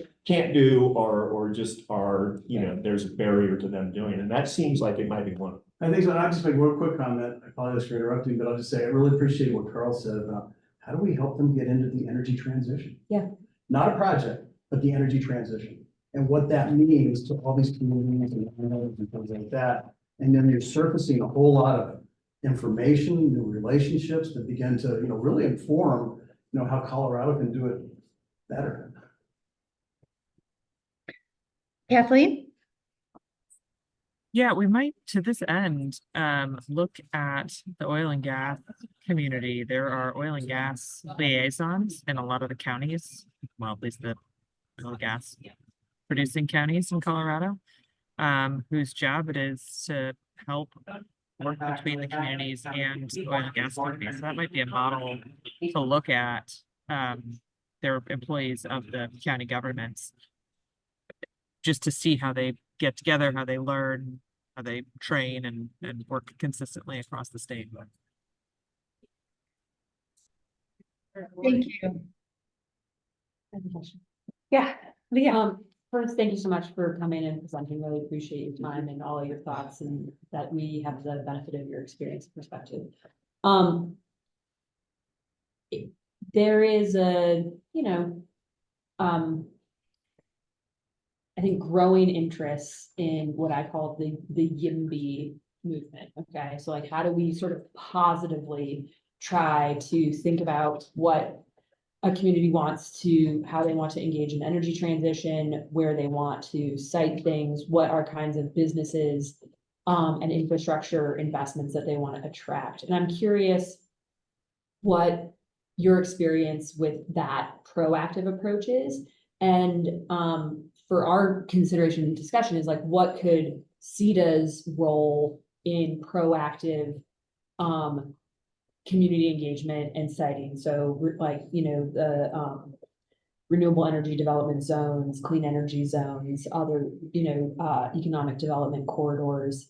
I'm curious your views on that in terms of the role of the community, encouraging them to be proactive in that way. No, I think that it goes back to just that other comment, and I think Carl was onto it a little bit. And the idea is there's a lot of information here, and the way it's delivered makes all the difference, right? And so there's ability to build relationships that are highly functional around even information that isn't necessarily predictable. I get developers. That's important. You want it to be predictable. You want to figure it out. And I think that if they have more information about maybe the range of community benefits people are looking at and the current cost structure, there's ways to build that into the pro forma. If they don't know about it, they get it at the end, they're toast, right? Yeah. So I think part of this is just getting ahead of this and kind of figure out how do we present the energy transition to different stakeholders? And what's in that? What are all the ramifications, both positive and negative? And what should be the role of community in that? What should, that are both impacted and really trying to be supportive the best they can in an environment where they feel like they've been heard and they trust the process. And that's the deal, right? So I was looking at this thing from one of the studies that the National Reliable Energy Lab did, and they had these correlations. There's a correlation between procedurally just engagement and community trust in proponents and greater social acceptance of renewable energy projects. It's that simple. right? So they need a lot of information and context for what the state's trying to achieve, how it relates to the global climate solutions we all want. And then you kind of bring it down the funnel in a way to what's happening in their communities and how they want to respond and be part of that. And it'll be different in different places. And that's just what we have to live with. It's different. People are different, and, you know, guys that have cattle are different than guys that are running a nonprofit in a small community that's heavy poverty. You know, they're looking, you know, it's different.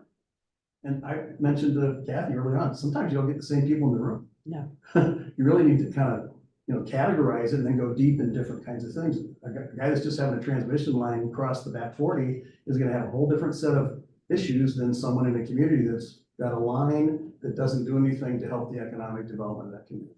And there's no access to the energy. Can I ask a follow?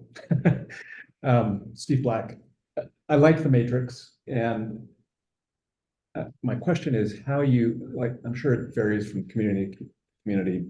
You reduced it to the paradigm of developer, intermediary, and local government. And that was reductionist, so I apologize. So how do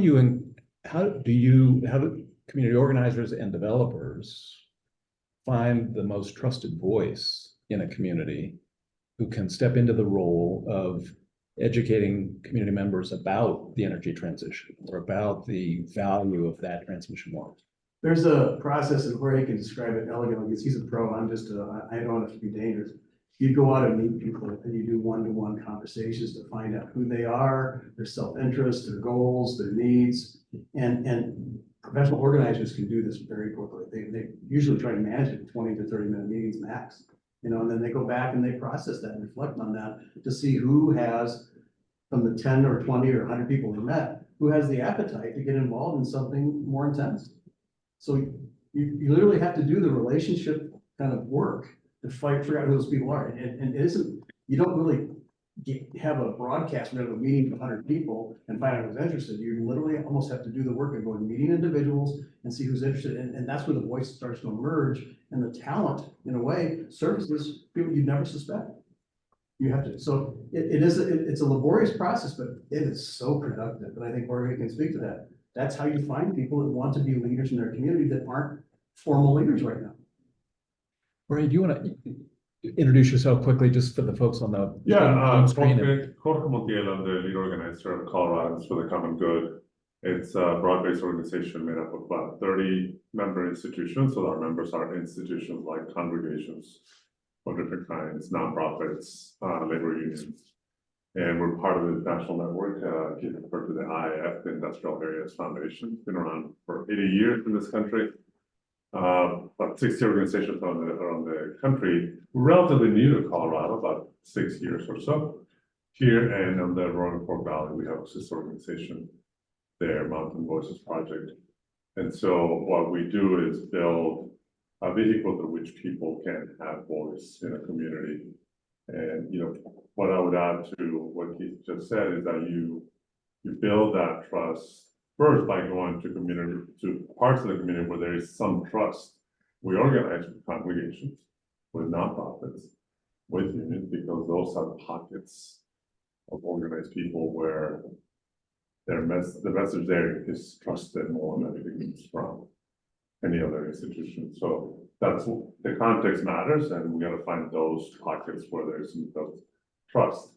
The other one is that there's a truism about organizing that you can't mobilize what you haven't organized, right? So when a crisis erupts, and then people say, all right, let's go find somebody who can organize the community. Well, that's late.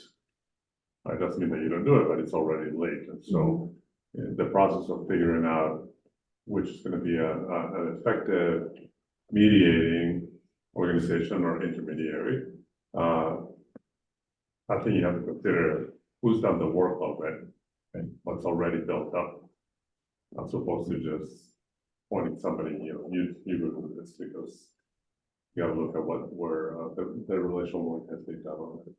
That matters. Well, thank you for being here today, and I trust you'll be a resource. Yeah, I'm learning on the go on this issue. We worked on a lot of issues, wages, housing, but this is something that our folks are concerned about on the other side, that how do we get away from the negative aspect of the fossil fuels. Thank you. Thank you. Yeah, thank you for joining us this morning.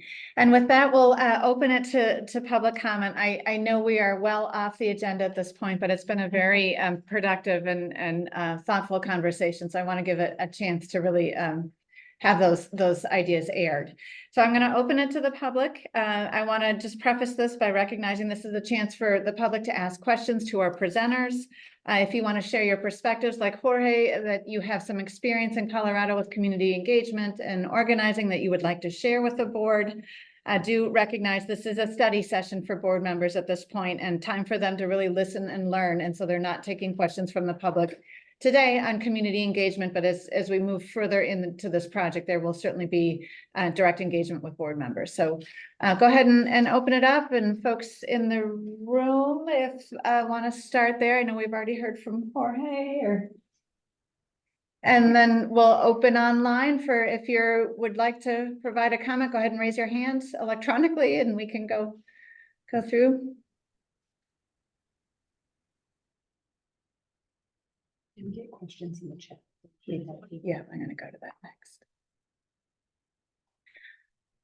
Okay, and then we'll go into the chat a little bit. I have several, there we go. Kate, thank you. Go ahead if you wanna come on off mute. All right. Hi there, everyone. Kate French, she, her pronouns. I am with Blue Green Alliance.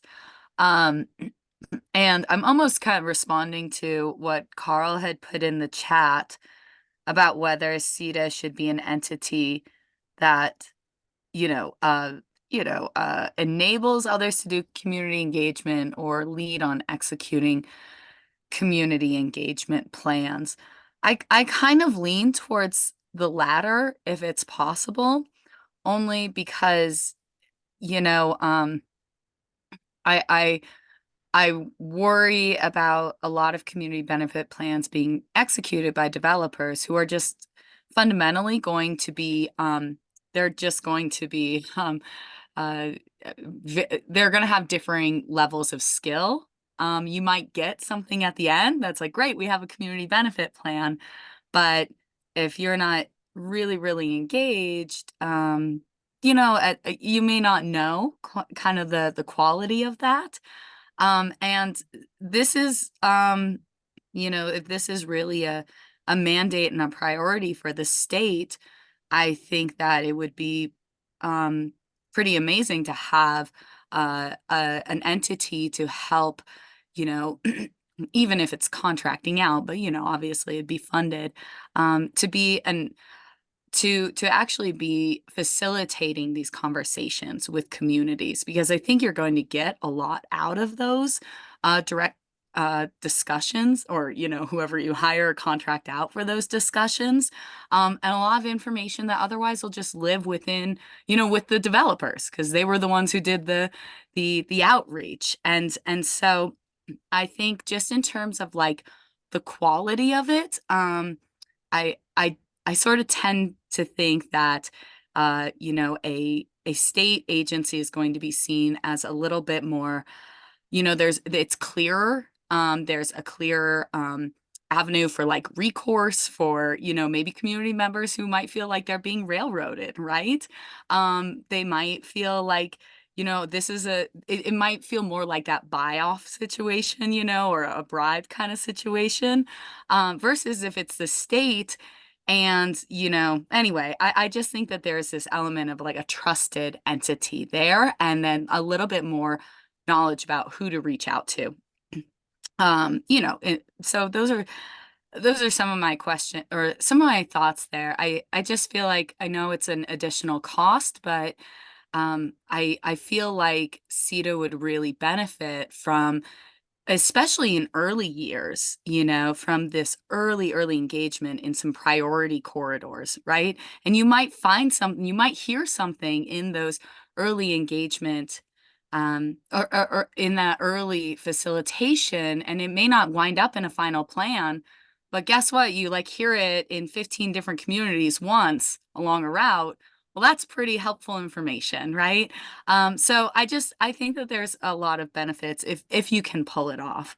That's kind of where I'm getting at. I think the other thing is that the state could be a pretty good entity to bring in other state resources that are going to be more trusted than resources that a developer would be bringing in, right?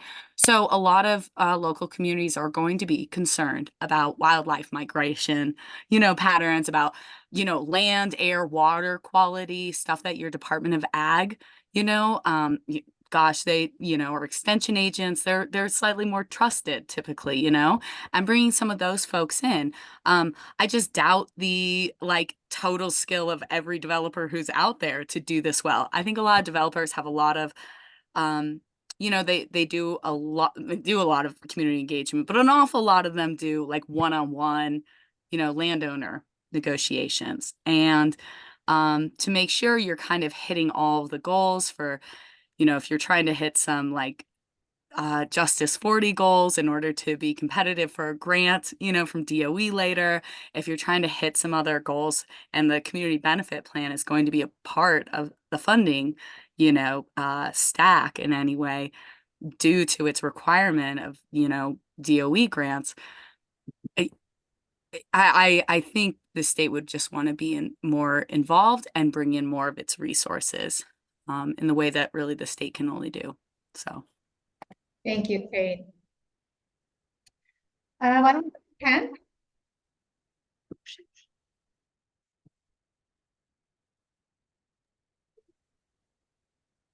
Thank you. Trying to get my camera working, but cooperating. Anyway, Ken Wilson. I'm an electrical engineer. I was also an elected official for 6 years, so I wanted to give the board something that kind of the other side of the coin to think about, and that is that when we talk about spending money on impacted communities, I mean, that's something we definitely needed to do, but we always have to remember that money is coming from somewhere, and it's really coming from ratepayers. It doesn't really matter if it's a utility project or a merchant project. It all gets baked into rates eventually. And so we have disadvantaged communities that are not impacted by the transmission line, but they're certainly impacted by rates. And so I just want to remind us that we're spending other people's money. And that's something as an elected official I thought about when we were increasing or spending money on anything really. And I also wanted to say I have 50 years of experience as an engineer, and as I said, 6 years as an elected official. So just remember that we're spending other people's money, and it is a tension. And I liked some of the discussion about direct impacts and indirect impacts and how you balance that across projects. Anyway, thank you. Thank you, Ken. I'm going to go to the chat here. We have several questions. I'm going to go to Devashree Saha from World Resources Institute. And she's asking, what would it take to prepare communities sufficiently in advance to effectively engage with developers? Are there some specific examples to share? The answer is yes. And I think you can go out into a community and you can really educate them in various ways through public meetings, or I think fact sheets are a very useful thing that folks can either get as a handout at the public library or get online. And they explain all the topics, or at least many of the topics that might arise. Like, for example, how do you deal with a landman when a landman shows up on your door to get an easement? What are the health impacts of proposed transmission lines? What's the process that will be followed for selecting a route? And I can go on, but Elizabeth and I have identified about 25 or 30 topics that we think are sorely in need of good quality fact sheets that people can use as a starting point. And I think if one can also create a fact sheet that has links to source documents, because I think it's always sometimes important as a trusted intermediary, not to just say, trust me, but say, don't trust me. Here's the information I'm relying on to give you this information. Again, I could go on and on, but I'll stop there. Thank you. I'm just scrolling through in the chat here to see if we've addressed. I'm going to go to Doug Howell. If a corridor and not a specific line has been identified as a primary need, when should you start in community engagement, even if you do not know what the alternative corridors are possible, nor has there been sufficient assessment of how upgrades and enhancements can be maximized on existing infrastructure? So when to start community engagement if we don't have a specific line? Again, if it's all right, I'll take that on. But if you were on, when we were discussing the Great Northern Project in Minnesota, they started out with a vast area and they engaged the public, elected officials, NGOs, all kinds of folks to see what the problems were with this area or that area. And ultimately, they were very successful in narrowing it down to a couple of acceptable alternatives. Now, that's not to say there weren't a lot of variations on those alternatives when it was ultimately proposed to the regulatory authority. But for a project like this to get it down to a couple of alternatives is a pretty incredible thing, and it expedites the process for everyone. And if I could ask a question, does Colorado have a little NEPA, or are they doing an environmental analysis for the corridor designations? I don't think we have that requirement at present. But wow. Yeah, no CETA in Colorado. How do you live? California is special. Thank you so much. I just asked because, DOE, of course, I assume they're doing a NEPA analysis, or did a NEPA analysis for this next most recent iteration. So they didn't do it the first time, and we know what happened. Yeah. And that would seem to be an ideal opportunity to do some kind of, environmental analysis that gets the public involved. We do have a very intensive county by county 1041 process that is in subject of legislative review right now for solar. That's incredibly relevant to what we would be doing here. It does provide, based on the county, very thorough process. And I was going to mention Good Works and Grid Strategies are working on with CETA a transmission plan. And that may be an opportunity. And I know you're doing community outreach in connection with that planning process, but Kathy, do you want to? Sure, yeah. So this is the transmission planning study that CETA has contracted with Energy Strategies as the primary consultant. And that will end in a gap analysis of where transmission might be needed based on likely generation development. So I think we're moving towards corridors. That draft study is expected by August and a final early next year. So we'll at least have some regions of areas where be clear that transmission might be needed. So although that's not an environmental assessment, it does provide an opportunity for community outreach. Right. I was just trying to think if there was some process that where the public is, gets to provide some input. And I think as Keith rightly pointed out, there's some zonal analysis going on through that transmission planning that very well could lend itself to some education. Well, a lot of people choose the topics based on their social media or their television station, right? Instead of a fact sheet or a way to understand the larger energy transition, what its implications are, at different levels. And I think it's really important maybe to have something like that you feel good about, that also communicates to people in different circumstances and different levels of education and other things. This is what it means to us, and then have some meetings about that, especially if it's an area that might be targeted for a major transition. That's what you just start. You start with conversations, about big issues. Okay, Leah, did you want to add something or? Oh, I just think there's probably some degree of caution in saying that an environmental review process is a substitute for a community engagement process. They are related to each other, but they are very different things, and the one does not It should not be a substitute for that. I would agree. California, they're very different. Oh, yeah. They can converge, but mostly they're different. Right. And it, you know, yes, some degrees of community engagement happens in an environmental review, but I think we can have all sorts of separate conversations around how effective that is and whether or not the processes are optimized, it's a choice.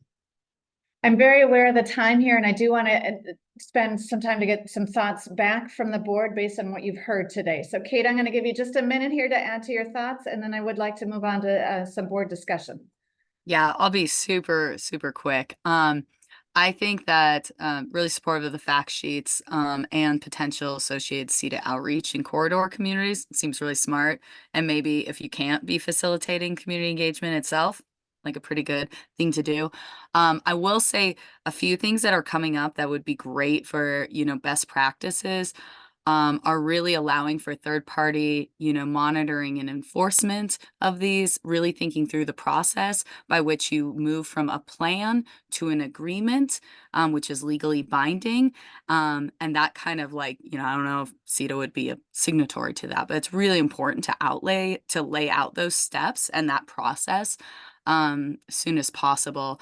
It's really, and I think it's really important if you're going to require community benefit plans that you also have a plan for making sure you know how they're evaluated and scored and evaluated.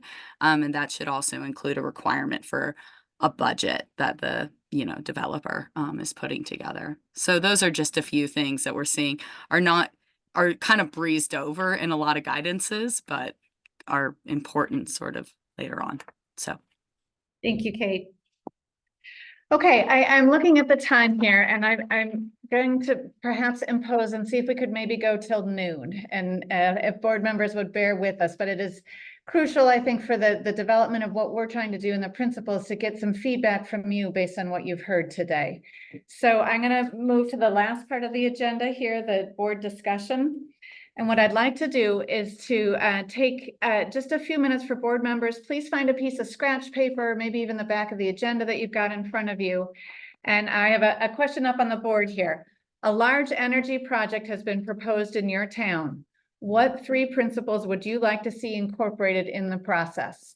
So I'd like you to take just a couple moments here, 3 principles of community engagement that you would like to see incorporated in the process for clean energy development in your town.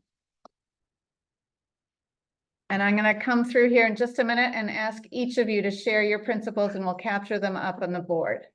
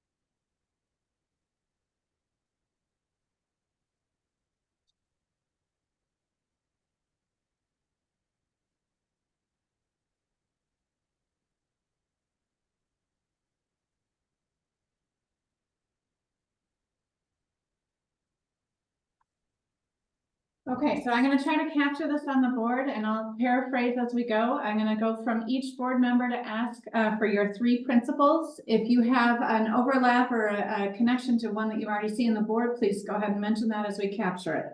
So Chair Stacks, I'm going to come to you first in your dubious honor as chair to give us the 3 principles that you would like to see. Rude. I think, you know, it's fun. I have one written down right now, and I think I've actually been thinking back to my oil and gas days. And I think the primary one is is sort of falls in the education category, looking at making sure that the community understands sort of the safety and legitimate impacts of having a transmission line in the community, including things like impacts on property values. I think all of those things are going to be really important questions because of the permanence of this kind of infrastructure, which to me is all going to inform sort of the conversation about dollars and compensation. I'm going to pause on that one because in part because they're making announcements in the airport and it's loud. But that is the first one that I have, and I'm going to keep writing. I'll put it in the chat and I have more. Great. Thank you, Kathleen. So education, I captured community understands the safety, the impacts, the property values, and then ultimately how that might compensation considerations come into it. I'll move on to Leah, if you want to share with us. We're doing one at a time. Yep. I describe this as earliest practical notification and engagement.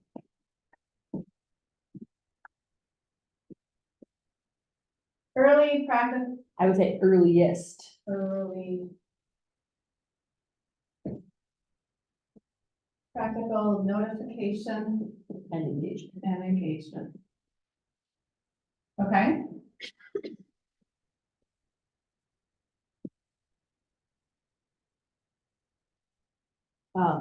And I think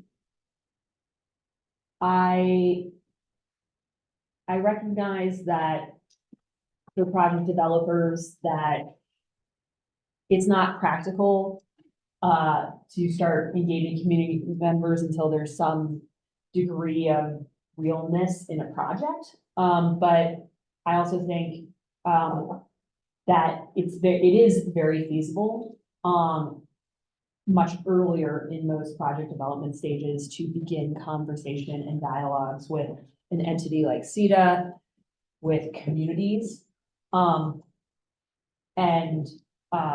You know, that somewhere in like, I would probably call it like pre-feed, to use project developer terms.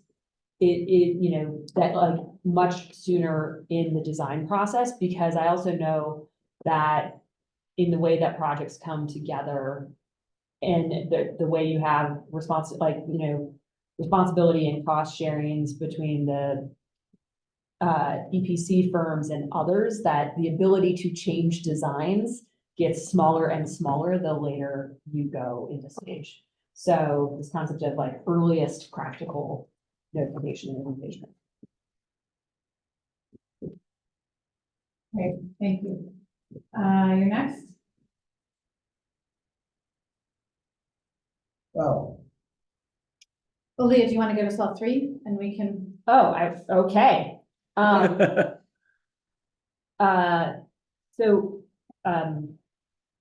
Flexibility, willingness to adapt on design and location.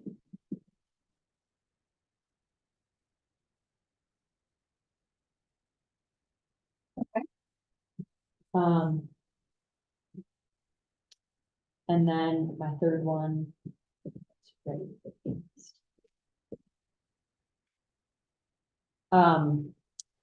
Financial and non-financial benefit sharing.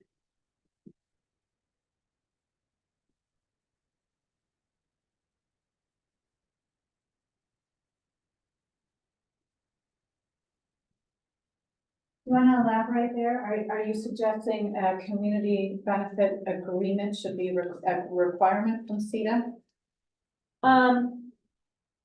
I think as a principle,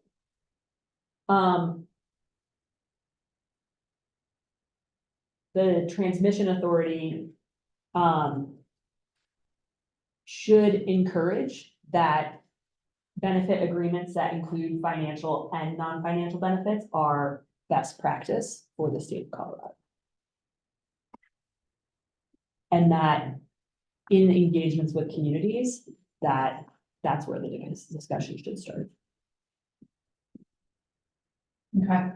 And I want to be very clear for folks listening in, we have community benefit plan, which is sort of an outline or a idea of what the developer or the project developer is going to do versus an agreement is a legally binding document. And that's a very big distinction that we need to make sure is clear in everybody's minds. Thank you, Leah. I'm going to go to Nate, please, as the other work group member for community engagement. Nate, if you're still with us, I know we're running late.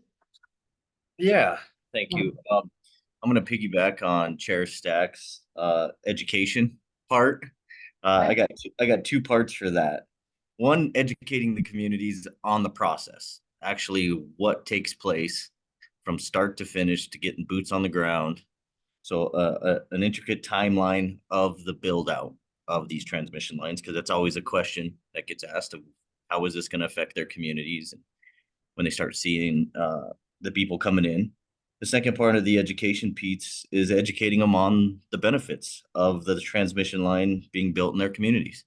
And that can be all encompassing of, most of these tend to take place in rural areas. So you're going to have people staying at motels, eating at the restaurants, buying fuel in those communities. So just an all encompassing benefits of the impacts of these folks coming into those communities. And third, the job opportunity piece. This is going to create, most transmission jobs create a large number of construction jobs that come in during this build. And it's not just the linemen building the lines, there's the civil work, the road impacts, working through these people's properties. So there's a lot of different job opportunities that can become available by these projects coming to these communities. So I think that is a key part that needs to be pointed out, that there's these opportunities available to these folks. I'm gonna push you a little on that. Nate, for the education, I think we had several who questioned the intermediary. Would you see that education process as being something that CETA would do or would ask a project partner to do? Well, I think it would help coming from project partners, the developers, because not every transmission line is the same. There's a difference if it's, lattice towers to monopole to double circuit to if there's underground transmission pieces to it. So I think having some of those details, it's all going to vary. But, being that some of that timeline and the process is going to be more of the developer's expertise than I would think with the CETA board. Great, thank you. Roger. I'll just use words because we're running short on time. Transparency was a word that came out for me. I feel like many times folks feel like that they're being deluded into thinking there's this input engagement process, but ultimately these guys are going to build whatever they're going to build how they want. So transparency at every level. Local representative involvement. I think many folks feel like they've got local representatives for a reason, and they're supposed to help with these types of things, and so I like my local representatives involved. And then finally, I just think you say a town, but typically these lines are going to be built through a corridor, of course, and it's going to be rural. There's going to be rural character to it, and recognition that you have a way of life and a background that needs to be respected and understood. And ultimately, we know we're providing power for city folks who may have different views, respect for rural character, rural politics, and rural sensibilities. Those are my. Thank you. Lori, did you have a So I'm just gonna make a pitch for, I'm a progressive town. We're really excited about the energy transition. We want to go first, but we're worried that if we go first, we're gonna miss out a bunch of benefits that other counties or other towns negotiate. I'm an economist. I'm in favor of most favored nation clauses. I think it moves it forward, so that I think it speeds it up. It speeds up the whole process because you have an assurance that you're gonna get the goodies that the holdouts that are waiting until the end negotiate. And so I'd like to get that on the board for consideration, please. I thought you were agreeing with me. I thought it was great. So I'm gonna maybe ask about that, the nomenclature, the most favored nation, to me suggests that somebody's preferred. And I wonder if what we're after here is equitable or some sort of consistency. Yeah, it's an equity standard. I've seen it work very well in merger and acquisition cases for multi-state utility acquisitions. So you got multiple states. None of the states wants to go first with approving the acquisition because they have a whole list of things they want. But they're afraid that one of their neighboring states is going to come up with an even better goodie that they miss. And so to get them to go early and to get them to commit, to make a decision, right, instead of waiting until the very end of the period of time, they simply say, we think this is good. These are the things that we need to assure that the acquisition is in the public interest. But we also want to say that we want a commitment from you, the buyer of this company, that you will give us whatever you give to others that do a better job than us than negotiating. Right, and I just think it helps move things along, because if you don't have that, what's going to happen is especially with these great big long linear projects, is you're going to have a couple towns down the road that aren't as progressive and forward thinking and all in for the energy transition, who are going to hold out for they're going to make it transactional. They are going to make it transactional. They're going to hold out for everything that everyone else got, plus an incremental ask, and to sort of break that free. I think these most favored nations clauses, or these equity clauses, I don't know what you want to call them, really help move the process along and get people to make decisions as opposed to worrying about that they're going to regret going too early and they're going to miss something, right?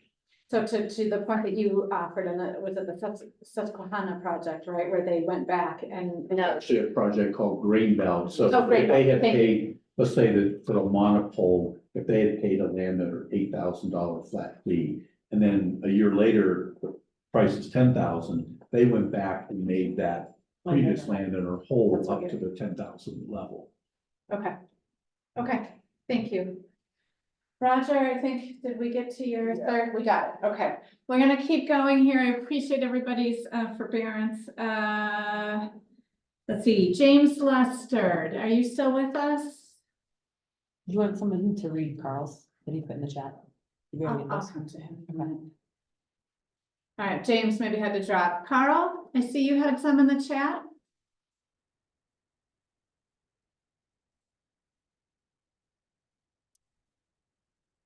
Scrambling for the unmute button. Yeah, that's me and my mute button. Sorry, 3 screens and can't find one button. I put 3 things up really quickly, and I think some of this is redundant with what other people have already wisely said. Number 1, set the project in the larger context of the energy transition. I want to connect that to our mission at CETA to ensure we achieve 100% renewable energy goals the state has set. 2, address how this is sort of gaps, I guess, a gap analysis, but how did the developer or the proponent, what did they consider, and how are they going to learn what they failed to think about or didn't consider completely? So just what approach using to sort of to do a gap analysis. And 3rd, what metrics is the developer using to evaluate when the community engagement process is complete or has done all it can reasonably do? So how do you know when you're done? So anyway, those 3 things. I'm sorry, repeat the third one for me. How do you know when you're done? say, yeah, the third one is, how do you know when you're done? On the community engagement. How much is enough? How much is it now? Enough. So what Carl said, what metrics is the developer using to evaluate Yeah, when right. community engagement is complete? Right. So like if the communities, you know, like if the developer would say, well, we have 32 individual communities in our impact area, and we intend to have a town meeting and town hall meeting in every one. When we've done that, we've done, you know, or when we've received statistically valid input from, you know, 10% of the affected population or something, whatever that is. When if they told themselves, well, we're done with this community engagement. Okay, got it. Thank you. And just in the interest of time here, Ron, Larry, I know you came in late. Yeah, I'll pass. Okay, thank you. Any other board members that are still on with us that I didn't capture? Okay, what I had hoped to do is to have you all take a look at this, maybe push a little bit on each other to see if there's areas that need some clarification or areas that you have real concern that you've heard from a fellow board member that maybe you don't share that point of view. I think we'll probably have to take that work offline and do that separately. So where we'll go from this is the GridWorks team will pull together these ideas based on what we've heard in this room and develop some draft principles of community engagement for you. So we will take what we've just captured on the board, translate it into maybe a statement of principles for you all to consider, come before you next as draft principles for you to review and mark up and add. Maybe a further conversation for the board so that you can all hear from each other and ask questions. I would strongly suggest that you draw as much from the presentations we received in your wonderful report. Certainly this was helpful, but if we were short on time, this was you know, a spitball exercise. Really the depth that they presented should be part of what we put out for this process. Great. Yep. Very happy to tap back into our expertise on the table. Any final thoughts from folks online? Kathleen, do you have anything to add since I know you got interrupted by airport noise? I had one more that I added in, but I think it's a little duplicative. Just having community champions, making sure a project has a local tie if possible, because I think that's a lot of these projects are done by companies that don't live there. They're coming in and then they leave. And they're leaving them with a big piece of infrastructure. So I think finding somebody local is really important. But I also just wanted to thank everybody for the time and for setting this up. I apologize that I wasn't there in person. I know part of this was my calendar, and here we are. But really, this work and all of the examples and this engagement is incredibly helpful. And I'm really excited about the potential for CETA's role with all of these different pieces. So thank you to all the GridWorks team and all of the additional experts. And then thanks to the public for being here to listen and engage. I'm excited to see this continue. Thank you. Maury, did you have any? Just thank you to everybody. It's been a great morning session, and we look forward to following up with folks and seeing the principals. Sounds good. Yep, that will be our next step. We really appreciate our presenters who came quite a long way to be here with us in person, and appreciate the public's participation today. It's nice to hear from you all, to hear some thoughts, and the board members. We will take what you shared with us and turn it into some principles. Thanks for staying with us till noon, and we'll adjourn. Thanks, everyone.